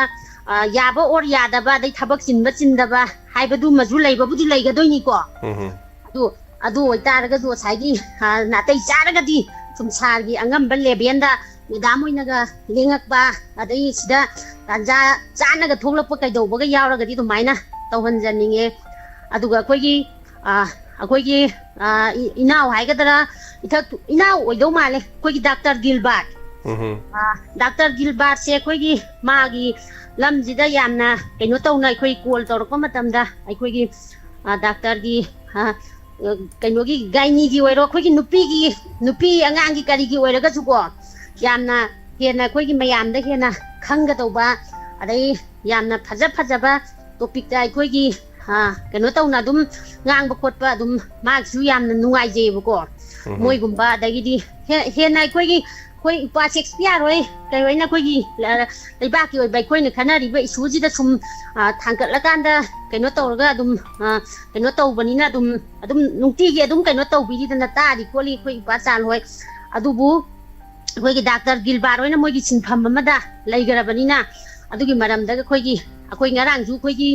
ꯁꯥꯔ ꯑꯀꯣꯏꯖꯝ ꯕꯤꯃꯣꯜ ꯂꯦꯡꯕꯤꯔꯛꯑꯀꯥꯟꯗ ꯃꯆꯪ ꯑꯣꯏꯕ ꯋꯥ ꯀꯌꯥ ꯑꯃ ꯉꯥꯡꯕꯤꯗꯅ ꯑꯩꯈꯣꯏꯒꯤ ꯀꯩꯅꯣꯒꯤ ꯀꯣꯂꯔꯁꯤꯡꯒꯤ ꯄꯥꯎꯈꯨꯝ ꯄꯤꯕꯤꯗꯅ ꯂꯩꯕꯥꯛꯀꯤ ꯏꯁꯨꯁꯤꯒꯤ ꯃꯔꯝꯗꯒ ꯅꯩꯅꯕꯗꯣ special programme ꯑꯣꯏꯅ ꯑꯩꯈꯣꯏꯒꯤ ꯏꯁꯄꯤꯁꯦꯜ ꯇꯣꯛꯇꯣ ꯌꯥꯝ ꯅꯨꯡꯉꯥꯏꯖꯩꯀꯣ ꯁꯥꯔ ꯃꯌꯥꯝꯅꯁꯨ ꯃꯌꯥꯝ ꯑꯃ ꯊꯥꯒꯠꯄꯤꯔꯛꯏ ꯑꯗꯣ ꯑꯩꯈꯣꯏꯒꯤ ꯃꯦꯗꯥꯝ ꯅꯟꯗꯤꯅꯤ ꯍꯣꯏꯒꯥꯁꯦ ꯁꯥꯔ ꯁꯨꯝ ꯃꯣꯏ ꯄꯨꯟꯁꯤ ꯃꯍꯤꯡ ꯑꯗꯩ ꯃꯥꯒꯤ ꯁꯨꯝ ꯂꯥꯏꯐ ꯁ꯭ꯇꯥꯏꯜꯒꯥꯁꯦ ꯁꯨꯝ ꯃꯇꯦꯡ ꯃꯌꯥꯝ ꯑꯃ ꯇꯧꯕꯤꯕꯒꯤ ꯋꯥꯗ ꯅꯠꯇꯅ ꯁꯨꯝ ꯑꯗꯨꯝ ꯀꯩꯅꯣ ꯇꯧꯔꯤꯕꯅꯤꯅ ꯃꯣꯏꯁꯦ ꯅꯣꯡꯃꯇ ꯑꯩꯈꯣꯏꯒꯤ ꯃꯣꯏꯅ ꯋꯥ ꯉꯥꯡꯕꯁꯦ ꯀꯩꯅꯣ ꯇꯧꯕꯁꯦ ꯁꯨꯝ ꯇꯥꯖꯗꯕ ꯑꯗꯣ ꯃꯣꯏꯒꯥꯁꯦ ꯁꯨꯝ ꯎꯅꯔꯀꯥꯟꯗ ꯁꯥꯔ ꯑꯩꯈꯣꯏꯒꯤ ꯃꯌꯥꯝꯒ ꯑꯩꯈꯣꯏꯒꯤ ꯁꯨꯝ ꯋꯥꯍꯪ ꯄꯥꯎꯍꯪ ꯇꯧꯅꯕꯒꯤꯀꯣ ꯀꯣꯜꯒ ꯃꯦꯗꯥꯝ ꯇꯧꯔꯒ ꯊꯠꯆꯒꯦ ꯃꯔꯛꯁꯦ ꯃꯦꯗꯥꯝ ꯂꯣꯏ ꯍꯥꯏꯗꯣꯛꯑꯗꯤ ꯃꯦꯗꯥꯝꯅ ꯂꯣꯏ ꯍꯥꯏꯗꯣꯔꯛꯀꯗꯧꯔꯦ ꯑꯩꯈꯣꯏ ꯇꯣꯉꯥꯟꯅ ꯈꯟꯅꯗꯧꯅꯦ ꯑꯗꯨ ꯋꯥꯗꯨ ꯂꯥꯏꯚꯇ ꯅꯠꯇꯕꯗ ꯍꯥꯏꯇꯥꯔꯦ ꯑꯗꯣ ꯑꯩꯈꯣꯏꯅꯁꯨ ꯍꯥꯟꯅ ꯄ꯭ꯂꯥꯟꯁꯨ ꯑꯗꯨꯝ ꯂꯣꯏ ꯂꯩꯕ ꯉꯥꯛꯇꯅꯦ ꯑꯩꯈꯣꯏꯒꯤ ꯂꯥꯟ ꯊꯣꯛꯇ꯭ꯔꯤꯉꯩꯗ ꯍꯥꯏꯇꯥꯔꯦ ꯆꯦ ꯀꯨꯟꯖꯥꯅꯤꯗꯣ ꯆꯦ ꯀꯨꯟꯖꯥꯅꯤꯗꯣ ꯏꯍꯥꯟ ꯍꯥꯟꯅ ꯁꯤ ꯊꯣꯛꯂꯛꯄꯗ ꯃꯥ ꯇꯥꯡ 19 ꯊꯣꯛꯂꯛꯀꯅꯤ ꯑꯗꯨꯒꯤ 12ꯗ ꯎꯅꯕ 12ꯗ ꯁꯤ ꯂꯥꯛꯄ ꯁꯨꯃꯥꯏꯅ ꯁꯤ ꯇꯧꯕ ꯀꯥꯏꯅ ꯄ꯭ꯂꯥꯟ ꯂꯣꯏ ꯂꯣꯏꯔꯕꯅꯦ ꯑꯗꯣ ꯃꯦꯒꯤ ꯑꯗꯩ ꯂꯣꯏꯔꯀꯥꯟꯗ ꯑꯗꯨ ꯂꯥꯟ ꯂꯥꯛꯁꯜꯂꯛꯄ ꯂꯥꯟꯗꯣ ꯂꯥꯛꯑꯕꯅꯤꯅ ꯑꯩꯈꯣꯏꯅ ꯁꯤꯗ ꯊꯣꯛꯂꯛꯄꯒ ꯂꯥꯟꯗꯣ ꯁꯤꯗ ꯍꯦꯛ ꯂꯥꯛꯑꯀꯥꯟꯗ ꯂꯥꯟꯗꯣ ꯂꯣꯏꯊꯣꯛꯈ꯭ꯔꯦꯕ ꯑꯗꯨꯅꯅꯤ ꯃꯐꯝ ꯃꯇꯝ ꯂꯣꯏ ꯂꯥꯛꯀꯅꯤ ꯍꯧꯖꯤꯛꯇꯤ ꯏꯟꯇꯔꯚꯤꯌꯨꯒ ꯇꯧꯁꯜꯂꯨꯕꯗ ꯑꯩꯈꯣꯏꯅ ꯅꯨꯡꯁꯤꯔꯤ ꯃꯤꯗꯣ ꯐꯝꯍꯜꯂꯨꯕꯗ ꯍꯧꯖꯤꯛ ꯇꯧꯔꯨꯕꯗꯅꯦ ꯃꯤꯅ ꯇꯨꯡꯗ ꯉꯥꯡꯀꯗꯕ ꯌꯥꯝ ꯂꯩ ꯍꯧꯖꯤꯛꯁꯤ ꯀꯔꯤ ꯍꯥꯏꯅꯤ ꯐꯃꯨꯡꯗ ꯏꯃꯨꯡꯗ ꯑꯗꯒꯤ ꯀꯔꯤ ꯍꯥꯏꯇꯥꯔꯦ ꯂꯧꯕꯨꯛ ꯂꯧꯈꯣꯡꯗ ꯂꯝꯄꯥꯛꯇ ꯑꯗꯒꯤ ꯄ꯭ꯂꯦꯌꯥꯔ ꯌꯥꯝ ꯂꯩ ꯍꯥꯏꯇꯥꯔꯦꯀꯣ ꯑꯗꯨꯅ ꯃꯇꯥꯡ ꯆꯥꯗꯅ ꯍꯥꯏꯇꯥꯔꯦ ꯍꯧꯖꯤꯛ ꯑꯩꯈꯣꯏ ꯑꯥꯔꯇꯤꯁ ꯎꯅꯗꯦꯗꯣ ꯃꯤ ꯑꯇꯩ ꯎꯅꯗꯦꯗꯣ ꯍꯧꯖꯤꯛ ꯑꯩꯈꯣꯏ ꯎꯅꯩꯁꯦ ꯇꯉꯥꯏ ꯐꯗꯅꯅꯦ ꯌꯥꯝ ꯇꯉꯥꯏ ꯐꯗꯕ ꯈꯔ ꯑꯩꯈꯣꯏꯒꯤ ꯂꯩꯕꯥꯛꯁꯤꯒꯤ ꯑꯣꯏꯕ ꯀꯥꯟꯅꯒꯗꯕꯒꯨꯝꯕ ꯑꯗꯒꯤ ꯏꯁꯨ ꯈꯔ ꯑꯩꯈꯣꯏ ꯍꯧꯖꯤꯛ ꯍꯦꯔꯣ ꯎꯅꯗꯦ ꯍꯦꯔꯣꯏꯟ ꯎꯅꯗꯦ ꯂꯤꯂꯥꯒꯤ ꯃꯤ ꯎꯅꯗꯦ ꯐꯤꯂꯝ ꯃꯤ ꯀꯅꯥꯝ ꯎꯅꯗꯦꯕ ꯍꯣꯏ ꯃꯤ ꯑꯇꯩꯕꯨꯗꯤ ꯄꯪꯎ ꯎꯅꯩꯀꯣ ꯑꯗꯣ ꯑꯩꯈꯣꯏꯒꯤ ꯑꯣꯏꯅꯗꯤ ꯎꯅꯗꯦ ꯃꯔꯝꯗꯤ ꯀꯩꯅꯣꯗ ꯌꯥꯝ ꯂꯨꯔꯕ ꯇꯥꯔꯛꯁꯦ ꯑꯗꯨ ꯇꯧꯔꯨꯀꯥꯟꯗ ꯑꯩꯅ ꯎꯅꯖꯔꯤꯕ ꯃꯤꯗꯣ ꯇꯨꯡꯗ ꯑꯣꯏꯅꯅꯦ ꯀꯅꯥꯒꯨꯝꯕꯅ ꯑꯁ ꯂꯥꯜꯂꯛꯁꯤꯗ ꯅꯣꯏꯅ ꯁꯤꯗ ꯏꯟꯇꯔꯚꯤꯌꯨ ꯇꯧꯁꯟꯗꯅ ꯑꯗꯨ ꯇꯧ ꯃꯤꯅ ꯉꯥꯡꯉꯛꯄ ꯋꯥꯗꯣ ꯑꯩꯅ ꯃꯗꯨ ꯇꯥꯅꯤꯡꯗꯕꯗꯒꯤ ꯅꯠꯇ꯭ꯔꯒ ꯇꯥꯍꯟꯅꯤꯡꯗꯕꯗꯒꯤ ꯅꯠꯇ꯭ꯔꯒ ꯇꯧꯍꯟꯅꯤꯡꯗꯕꯗꯒꯤ ꯈꯔ ꯊꯩꯗꯣꯛꯑꯒ ꯂꯩꯔꯤ ꯃꯇꯝ ꯑꯗꯨꯝ ꯉꯥꯏꯃꯤꯟꯅꯁꯦ ꯍꯥꯏꯇꯥꯔꯦ ꯂꯣꯏ ꯂꯥꯛꯈꯤꯅꯤ ꯁꯥꯔꯒꯤ ꯋꯥꯈꯜꯂꯣꯟ ꯃꯌꯥꯝꯗ ꯊꯝꯕꯤꯕ ꯊꯥꯒꯠꯆꯔꯤ ꯑꯩꯅ ꯁꯨꯝ ꯂꯣꯏꯅ ꯌꯥꯠꯆꯔꯨꯕꯅꯦ ꯏꯆꯦ ꯀꯨꯟꯖꯥꯅꯤꯗ ꯂꯥꯛꯄ ꯏꯆꯦꯅ ꯃꯥꯅ ꯐꯔꯦ ꯑꯗꯨꯗꯤ ꯑꯩ 13ꯗ ꯂꯥꯛꯑꯅꯤ ꯑꯗꯨ 10ꯗ ꯁꯨꯃꯥꯏꯅ ꯇꯧꯕ ꯈꯣꯠꯄꯒ ꯂꯣꯏ ꯍꯥꯏꯅꯔꯕꯅꯦ ꯑꯗꯨ 3ꯗ ꯂꯥꯟ ꯇꯧꯁꯜꯂꯝꯅꯤꯅ ꯂꯥꯟ ꯇꯧꯔꯦ ꯏꯟꯇꯔꯅꯦꯠ ꯊꯤꯡꯗꯣꯛꯈ꯭ꯔꯦ ꯏꯟꯇꯔꯅꯦꯠ ꯊꯤꯡꯈ꯭ꯔꯕꯅꯤꯅ ꯎꯅꯐꯝ ꯂꯩꯇ꯭ꯔꯦ ꯇꯤꯚꯤ ꯄ꯭रोग्राꯝ ꯊꯥꯗ꯭ꯔꯦ ꯑꯗꯩꯗꯤ ꯇꯠꯂꯦ ꯅꯨꯃꯤꯠ 13ꯅꯤ ꯑꯩꯈꯣꯏꯁꯨ ꯑꯣꯞ ꯂꯩꯕꯅꯦꯕ ꯄꯨꯔꯥ ꯑꯣꯞꯁꯦ ꯀꯔꯤꯝ ꯊꯥꯗꯅ ꯑꯣꯞ ꯂꯩꯕꯅꯦꯕ ꯆꯨꯝꯃꯤ ꯑꯗꯨꯅ ꯑꯩꯈꯣꯏꯁꯦ ꯂꯣꯏ ꯇꯣꯛꯈꯤꯕꯅꯤ ꯑꯗꯨꯅ ꯍꯧꯖꯤꯛ ꯑꯩꯈꯣꯏꯅ ꯑꯗꯨ ꯇꯧꯔꯨ ꯃꯇꯝꯗ ꯃꯤꯅ ꯉꯥꯡꯅꯒꯗꯕ ꯌꯥꯝ ꯂꯩ ꯍꯥꯏꯅꯒꯗꯕ ꯌꯥꯝ ꯂꯩ ꯑꯐꯕ 100 ꯇꯧꯕꯗ ꯑꯐꯕ 100ꯗꯨꯒꯤ ꯃꯅꯨꯡꯗ ꯑꯔꯥꯟꯕ ꯑꯃꯈꯛ ꯅꯠꯇ꯭ꯔꯒ ꯅꯨꯡꯉꯥꯏꯇꯕ ꯑꯃꯈꯛ ꯌꯥꯎꯕꯗꯅꯦ 100ꯗꯣ ꯌꯦꯡꯉ ꯉꯥꯡꯕꯤꯕꯖꯥ ꯅꯠꯇꯦ ꯐꯠꯇꯕꯗꯨꯗ ꯄꯣꯏꯟꯠ ꯇꯧꯗꯅ ꯉꯥꯡꯗꯣꯔꯤꯕꯅꯤ ꯑꯗꯨꯒꯨꯝꯕꯒꯤ ꯆꯠꯅꯕꯤ ꯂꯩ ꯑꯗꯨꯅ ꯊꯥꯒꯠꯆꯩ ꯁꯖꯦꯁꯟ ꯑꯗꯨ ꯁꯤ ꯅꯠꯇꯕ ꯑꯇꯣꯞꯄ ꯇꯣꯄꯤꯛ ꯑꯃ ꯍꯣꯡꯗꯣꯛꯄꯤꯔꯣ ꯑꯇꯣꯞꯄ ꯀꯔꯤ ꯍꯥꯏꯅꯤꯡꯕ ꯂꯩꯕꯤꯔꯤ ꯑꯇꯣꯞꯄ ꯇꯣꯄꯤꯛꯁꯦ ꯁꯥꯔ ꯌꯥꯖꯔꯦ ꯁꯥꯔꯒꯤ ꯋꯥꯈꯜꯂꯣꯟꯗꯣ ꯉꯁꯥꯏꯒꯤ ꯈꯜꯂꯒ ꯃꯅꯨꯡꯗ ꯄ꯭ꯔꯣꯒ꯭ꯔꯥꯝ ꯌꯥꯠꯂꯒ ꯂꯩꯕꯤꯔꯝꯃꯤꯗꯣ ꯑꯗꯨꯅ ꯍꯦꯟꯅ ꯑꯩꯈꯣꯏꯒꯤ ꯃꯣꯏꯅ ꯍꯦꯟꯅ ꯇꯥꯕꯤꯔꯒꯁꯨ ꯀꯩꯅꯣ ꯇꯧꯔꯝꯃꯅꯤꯅ ꯈꯟꯖꯔꯦ ꯊꯃꯣꯏꯗ ꯄꯦꯟꯕ ꯄꯣꯛꯆꯔꯝꯃꯅꯤꯅ ꯂꯧꯖꯔꯦ ꯑꯗꯨꯒ ꯑꯩꯈꯣꯏꯒꯤ ꯊꯥꯡꯖꯤꯡ ꯆꯤꯡꯖꯦꯠ ꯁꯥꯔ ꯑꯩꯈꯣꯏꯒꯤ ꯍꯥꯎꯀꯤꯞ ꯔꯤꯖꯥꯔꯚ ꯐꯣꯔꯦꯁꯅꯤ ꯀꯥꯏꯅ ꯀ꯭ꯂꯦꯝ ꯇꯧꯔꯛꯈꯤꯕꯗꯣ ꯑꯗꯨ ꯂꯩꯉꯥꯛꯅꯒ ꯌꯥꯗ꯭ꯔꯦ ꯀꯥꯏꯅ ꯍꯧꯖꯤꯛ ꯀꯩꯅꯣ ꯂꯥꯎꯊꯣꯛꯇꯅ ꯇꯧꯈꯤꯕꯗꯣ ꯑꯗꯨꯗꯨꯃ ꯌꯥꯝ ꯊꯥꯒꯠꯆꯅꯤꯡꯉꯦ ꯁꯤ ꯍꯥꯏꯔꯒ ꯇꯦꯟꯖꯟꯖꯔꯒꯦ sir thank you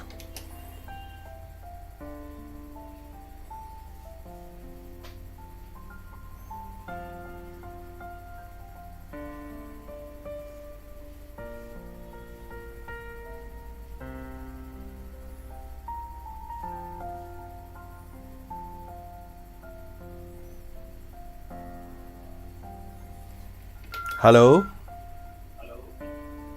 hello mingalai phong hai biu mai tani tek kaya gi yamna nungai bagi paw am ta tamjage tawba ijada tapiu ngarang gido yam nungai sunupina adum tai magi yam nungai man gi dana no ko da loireng soiba adagi nahan gi butte kay yaw ba sumali ni mai ke mapajuk manung da lot paga ka amade tana baga do yam nungai yana yam kaje yana male na sunupina yam harau na kan no ado madi ti ingai dagi ai ga dum loi nei ai na no dagi radio dagi adum tarakwa ai ga dum tumina ba ada haye man bo katayai se ai na pi ingai dagi tarakwa ni suji halwara mani hanura mani ko bo haye ado pau tam dagi en taw jara pani no ngai tan kola kitang hang ba sita kolar hang eba kolar di hangi de ma kolar hangi ke tai jali koi ma je kol tore dum hai ya dro bro ma phone phang ba si da hai ha do hai ga dum ni kolar hangi ga hai kolar di hang di hai ru no thank you marita amang ga isai khan ba da dum hai ra gen khalam bane phone je phang to khi bani phang to khi karim ta kai di ma ko ka chari thank you ma hai ni ngai lai je de no ram no ngai je thank you samjare ka chari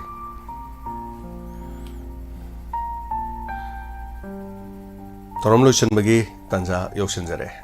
kono makhana na tha chari to me na mai rapam ipa james ai wakhalna ra mayeng tan ui haksang noi to mal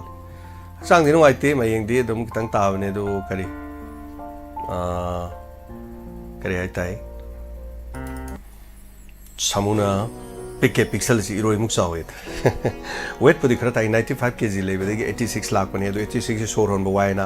87 88 86 87 half hai tare 87 half kilo amma makhai sai swai ko man level yai phaba na ai gi kano kakpagi na akoi sneda de am kan hari do yai phaba lan lo bi gano aduga akoi mayam sida punma matam sida akoi gi emoji guma kai guma sum thaba do adaida sum kari hai tare sum tholok podo akoi gi sida ama leibani masana hai tare akoi sida thorom sida hai tare yai phaba na afaba wa fataba wa hai ma karim tu yaw gi de adugi nataba ko akoi gi thorom sida tharak pada wangang nge de emoji gumba kai guma sum tawdo masa matanda sat dum kakpane na smai tawdum yaw bane aduna karim waro biro no yai phaba kaim kai lete family de join tawiyo sida akoi moderator ga leise tolop saba mo nate mayam to sum sena badane koi wangang ba kot ba kai do ba soiba kot pa yaw bu sing do aduguma do phat ka lok thoki ba nungai ta ba sing mayam pun ma ga tawdo mai sum tawba yaw bane aduwa phurkhaw do sum phama de gi thenga ga put mut pa kak ta kak pus yaw bane akoi state ama yaw bane akoi gi mod asang ba pai ba se tolop saba mo nate ko asang ba se asang ba pai ba se dum pai bi ai asang ba se pai je ge na hairaga paiba so dum ye asangwa paiba gi tolop karim da phangde adu asangwa paiba gi miwa yam tani ngam le kaino hai kan adom na live se sanga ma phurkhaw da thenga ga adom gi phurkhaw da khubi du na sanga ga mi yawri sing je pangkak ta kakhidina sum pangkak ta kakhidina warong na ba sum yam yaw aduna ma thayam sa gi se yawi amaga taw da asnoi gi mi dana ai kak thale ai noi de sangoi ai yawroi mana du tawba da tawba du please adu mo da tawbi ga no aduna moderator se le se tolop sa mo nate adu atoba channel da moderator yawbagi अखोई थबक अमा फंगबदौगी के type तो खनबा अदुम YouTube ता कइदगा मयाम यावबो सुम यावेबा सि कइमों नते अदुम सुम यावबिबा से यावबदा अखोई असंगमा पाइबने heli संगदबना अदु तवि करीम लेते इट्स नथिंग स्टे द सुम यावरसि करिनो हाकन खरा लाइव तोइना थोकपा खोइना प्रोग्राम तौरिगे लाइव से सुम थोकपा अदुगा हेक लेदनको मयाम फजबा देगी वंगांग संगांगी फजदबा चोपा apa hai nganga pa mi jing do phat ka lok thok pai ti mayam tab din ngai te den ko adu mo do pa pe lok thok pa gum to ba yaw bani ada ha ma do request to bani fazaba wa hai bi se fazaba to se ga na ko ya pa na soi ke ha be wa lete adana pur khaw de dum soi ba so dum yaw bani sometimes thing ba de hai tare adana waro bi ga no ya pa ba adana karim ta lete hai tare aduga koi ichal sneda delhi da leibani ma su medical gi ke no da leibani adum adu yam kuirabani sal su sei manga taruk tare che khoi gi kan oi reini admin so hai tare ko khoi diamond donors ki admin na mani one of the adu awana gi mateng pang gi khot pagi khoi torok pase aduna ꯑꯩꯁꯤ ꯀꯩꯅꯣꯗ ꯑꯥꯔꯃꯤꯗ ꯂꯩꯕ ꯑꯃ ꯑꯗꯩ ꯃꯦꯗꯤꯀꯦꯜꯗ ꯂꯩꯕ ꯑꯃ ꯃꯨꯁꯂꯤꯝ ꯏꯆꯤꯟ ꯏꯅꯥꯎ ꯃꯩꯇꯩ ꯄꯥꯡꯒꯜꯗꯒꯤ ꯑꯅꯤ ꯑꯗꯨꯒ ꯑꯩꯈꯣꯏ ꯃꯈꯥꯔꯣꯝꯗꯒꯤ ꯑꯃ ꯏꯝꯐꯥꯜ ꯃꯌꯣꯜꯗꯒꯤ ꯑꯃ ꯑꯗꯒꯤ ꯑꯩꯈꯣꯏ ꯊꯧꯕꯥꯜꯗꯒꯤ ꯑꯩ ꯁꯨꯃꯥꯏꯅ ꯇꯧꯗꯅꯀꯣ ꯂꯝ ꯃꯐꯝꯁꯦ ꯁꯤꯗꯒꯤ ꯑꯩꯈꯣꯏ ꯃꯌꯥꯝ ꯄꯨꯟꯁꯤꯜꯂꯒꯅꯦꯕ ꯑꯩꯈꯣꯏ ꯃꯤ 9 ꯂꯩ ꯑꯩꯈꯣꯏ ꯈꯣꯡꯖꯣꯝꯗꯒꯤ ꯑꯃ ꯈꯦꯕ ꯆꯤꯡꯗꯒꯤ ꯁꯨꯃꯥꯏꯅ ꯇꯧꯔꯀꯥꯟꯗ ꯑꯩꯈꯣꯏ ꯃꯤ 9 ꯊꯝꯃꯦꯕ ꯃꯥꯅ ꯄꯤꯔꯛꯄ ꯃꯥꯅ ꯁꯤ ꯇꯧꯔꯛꯄ ꯃꯥꯅ ꯁꯨꯃꯥꯏꯅ ꯇꯧꯔꯛꯄ ꯑꯩꯈꯣꯏ ꯗꯥꯏꯃꯟ ꯗꯣꯅꯔꯁꯇꯤ ꯌꯥꯝ ꯐꯖꯕꯖꯥꯠꯅꯤ ꯆꯤꯡꯃꯤꯁꯨ ꯑꯗꯨꯝ ꯌꯥꯎꯏ ꯑꯗꯨꯒ ꯍꯣꯏ ꯆꯤꯡꯃꯤꯗ ꯅꯥꯒꯥ ꯀꯕꯨꯏꯅꯤꯀꯣ ꯑꯗꯨ ꯁꯨꯃꯥꯏꯅ ꯈꯛ ꯌꯥꯎꯏ ꯑꯗꯨꯒ ꯑꯇꯩꯗꯤ ꯌꯥꯎꯗꯦ ꯍꯥꯟꯅ ꯌꯥꯎꯔꯝꯗꯕꯅꯤꯅꯀꯣ ꯑꯗꯨꯒ ꯁꯨꯃꯥꯏꯅ ꯄꯨꯜꯂꯀꯥꯟꯗ ꯑꯩꯈꯣꯏ ꯄꯨꯝꯅꯃꯛ ꯑꯗꯨꯝ ꯇꯧꯏ ꯁꯣꯏꯕꯅꯦ ꯑꯗꯨꯝ ꯁꯝꯇꯥꯏꯝꯁ ꯌꯥꯎꯕꯅꯦ ꯑꯗꯨꯅ ꯑꯁꯤ ꯌꯥꯝ ꯋꯥꯔꯧꯅꯕ ꯌꯥꯝ ꯌꯥꯎꯈ꯭ꯔꯖꯥꯠꯅꯤꯗ ꯃꯃꯥꯡꯗꯀꯣ ꯀꯛꯎꯕꯩ ꯄꯪꯀꯛꯇ ꯀꯛꯎꯕꯩ ꯑꯁ ꯀꯛꯂꯦ ꯒꯥꯏꯅ ꯆꯪꯉꯛꯑꯔꯣꯏ ꯑꯗꯨ ꯇꯧꯔꯣꯏ ꯒꯥꯏꯅ ꯑꯗꯨꯃꯥꯏꯅ ꯇꯧꯕꯁꯨ ꯑꯗꯨꯝ ꯌꯥꯎꯏ ꯑꯗꯨꯒ ꯁꯣ ꯑꯗꯨꯅꯤ ꯀꯔꯤꯝ ꯂꯩꯇꯦ ꯑꯗꯨꯅ ꯃꯌꯥꯝ ꯂꯥꯏꯚꯇ ꯅꯪ ꯑꯗꯨ ꯀꯩꯅꯣ ꯑꯗꯨ ꯇꯧꯔꯤ ꯀꯩꯅꯣ ꯍꯥꯏꯕꯒꯤ ꯃꯊꯧ ꯊꯣꯏꯅ ꯇꯥꯍꯟꯒꯨꯝꯁꯦ ꯑꯗꯨꯃꯥꯏꯅ ꯇꯧꯔꯒ ꯍꯥꯏꯇꯥꯔꯦ ꯑꯗꯨꯅ ꯌꯥꯝ ꯌꯥꯎꯔꯤꯅꯤ ꯑꯇꯩ ꯀꯩꯅꯣ ꯄꯥꯏꯕꯁꯤꯡꯅꯀꯣ ꯄꯪꯀꯛꯇ ꯀꯛꯇꯅ ꯑꯩꯅ ꯀꯔꯤꯅꯣ ꯇꯧꯔꯤꯁꯤꯕꯣ ꯄꯪꯀꯛꯇ ꯀꯛꯏꯁꯤꯕꯣꯅ ꯑꯗ ꯑꯩꯈꯣꯏ ꯁꯤꯗꯩꯗ ꯌꯥꯝ ꯀꯨꯏꯅ ꯊꯋꯥꯏ ꯌꯥꯎꯕꯤꯔꯝꯕꯁꯤꯡ ꯃꯌꯥꯝ ꯊꯣꯛꯂꯛꯄ ꯚꯥꯞ ꯑꯣꯏꯗꯅ ꯃꯌꯨꯝꯗ ꯂꯥꯏꯚ ꯍꯥꯡꯉꯨꯔꯒꯕ ꯃꯌꯨꯝꯗ ꯃꯤꯁꯤ ꯃꯊꯪ ꯀꯛꯊꯠꯂꯛꯇꯅ ꯍꯟꯗꯛꯁꯨ ꯑꯩꯅ ꯑꯁ ꯀꯩꯅꯣ ꯌꯨꯝꯗ ꯂꯩꯔꯒ ꯃꯤ ꯄꯪꯀꯛꯇ ꯀꯛꯂꯛꯏꯗꯨꯕꯣ ꯍꯥꯏꯔꯨꯕꯗꯤꯀꯣ ꯋꯥꯔꯧꯈꯤꯕꯁꯨ ꯑꯗꯨꯝ ꯌꯥꯎꯋꯦꯕ ꯑꯗꯨꯃꯥꯏꯅ ꯇꯧꯕꯗꯒꯤ anyway ama oire sidi kaisu nate tolo phangba nate pesa phangba nate koi mayam punna phajanabagi honabani phajanaba honabada nanbadagi nanthoba haibada aduna kaisu leiti sin akoi Shakespeare ni phai phai kaning kaujau koi di kari me saubi de kaidabai saudoino sungsau hai saubi ro khoi aina haigedodi aina mi du yam nungsiraba mi dra so nungsidrasu aina sum nungsibira dum loire tubinam topira loire kai aina tin mingon da sunganguni mi dra mawa sum logidra malang da kapatel gum de horodom ni kapni kapcha sano dum da chai sano ba ani ngajor aina landra ma talaka ne nung kaura dum tokjani ha na nok thopira loire ba adune hai doks khongdrum da mairen pande mateng pangbi bada yumnam bala athopam awangdi lupa chonga suni laisram luang chomam digi matai digi lupa chonga hudrom umbi ima richobi khagem pali digi lupa lising ani tayagi dong pibiramba phunga pogi lupa lising ama adaga maitai cheng masu atakpa lupa chonga ise sunita mongsangi digi na pibirak pani am thagachari che Madam Binodini Komdra Mana Masing Nahan Yam Pibire Thagachari Nomaite Mamta lupa lising ama hudrom Memana Gampal Kungapogi lupa lising ama aduga kogi che hemolata lupa chama anila kasadagi aduga taton shamom bibiramba sigidama kunga pagi lupa chani thagachari aduga Madam Nandini aduga che kunjarani lupa lising kun bibiramba thagachari koi management tawagi haitare yam sena yam wai adum lan manung ni adum yam wai hai kan de haitare mateng suyam pangni mateng hairak pa mayam sina pareng harak pa da sum sang mayam sa khoi jo kita pangbiro khoi su pangbiro khoi su sumai to bio pangdi yam pangni nge do leitam ni upa leitam aga chari ngasi gi matang su losin jare ngaki matung de entertainment program du suru ga bio soera puna mangami na se aikhoi mioi bana mi ama ngapi ne no hona ba kaisu pesa ting banate akoi mi oi bana mi nuksina na hona ba hauji tholi ba thodok sing sina minung si leina hona ba pesa ting de hona mina se anga mangam ba honari puna ma hona si makhata na ngasi damata di puna ma ku james saigor jamna amuk hana khurum zari take care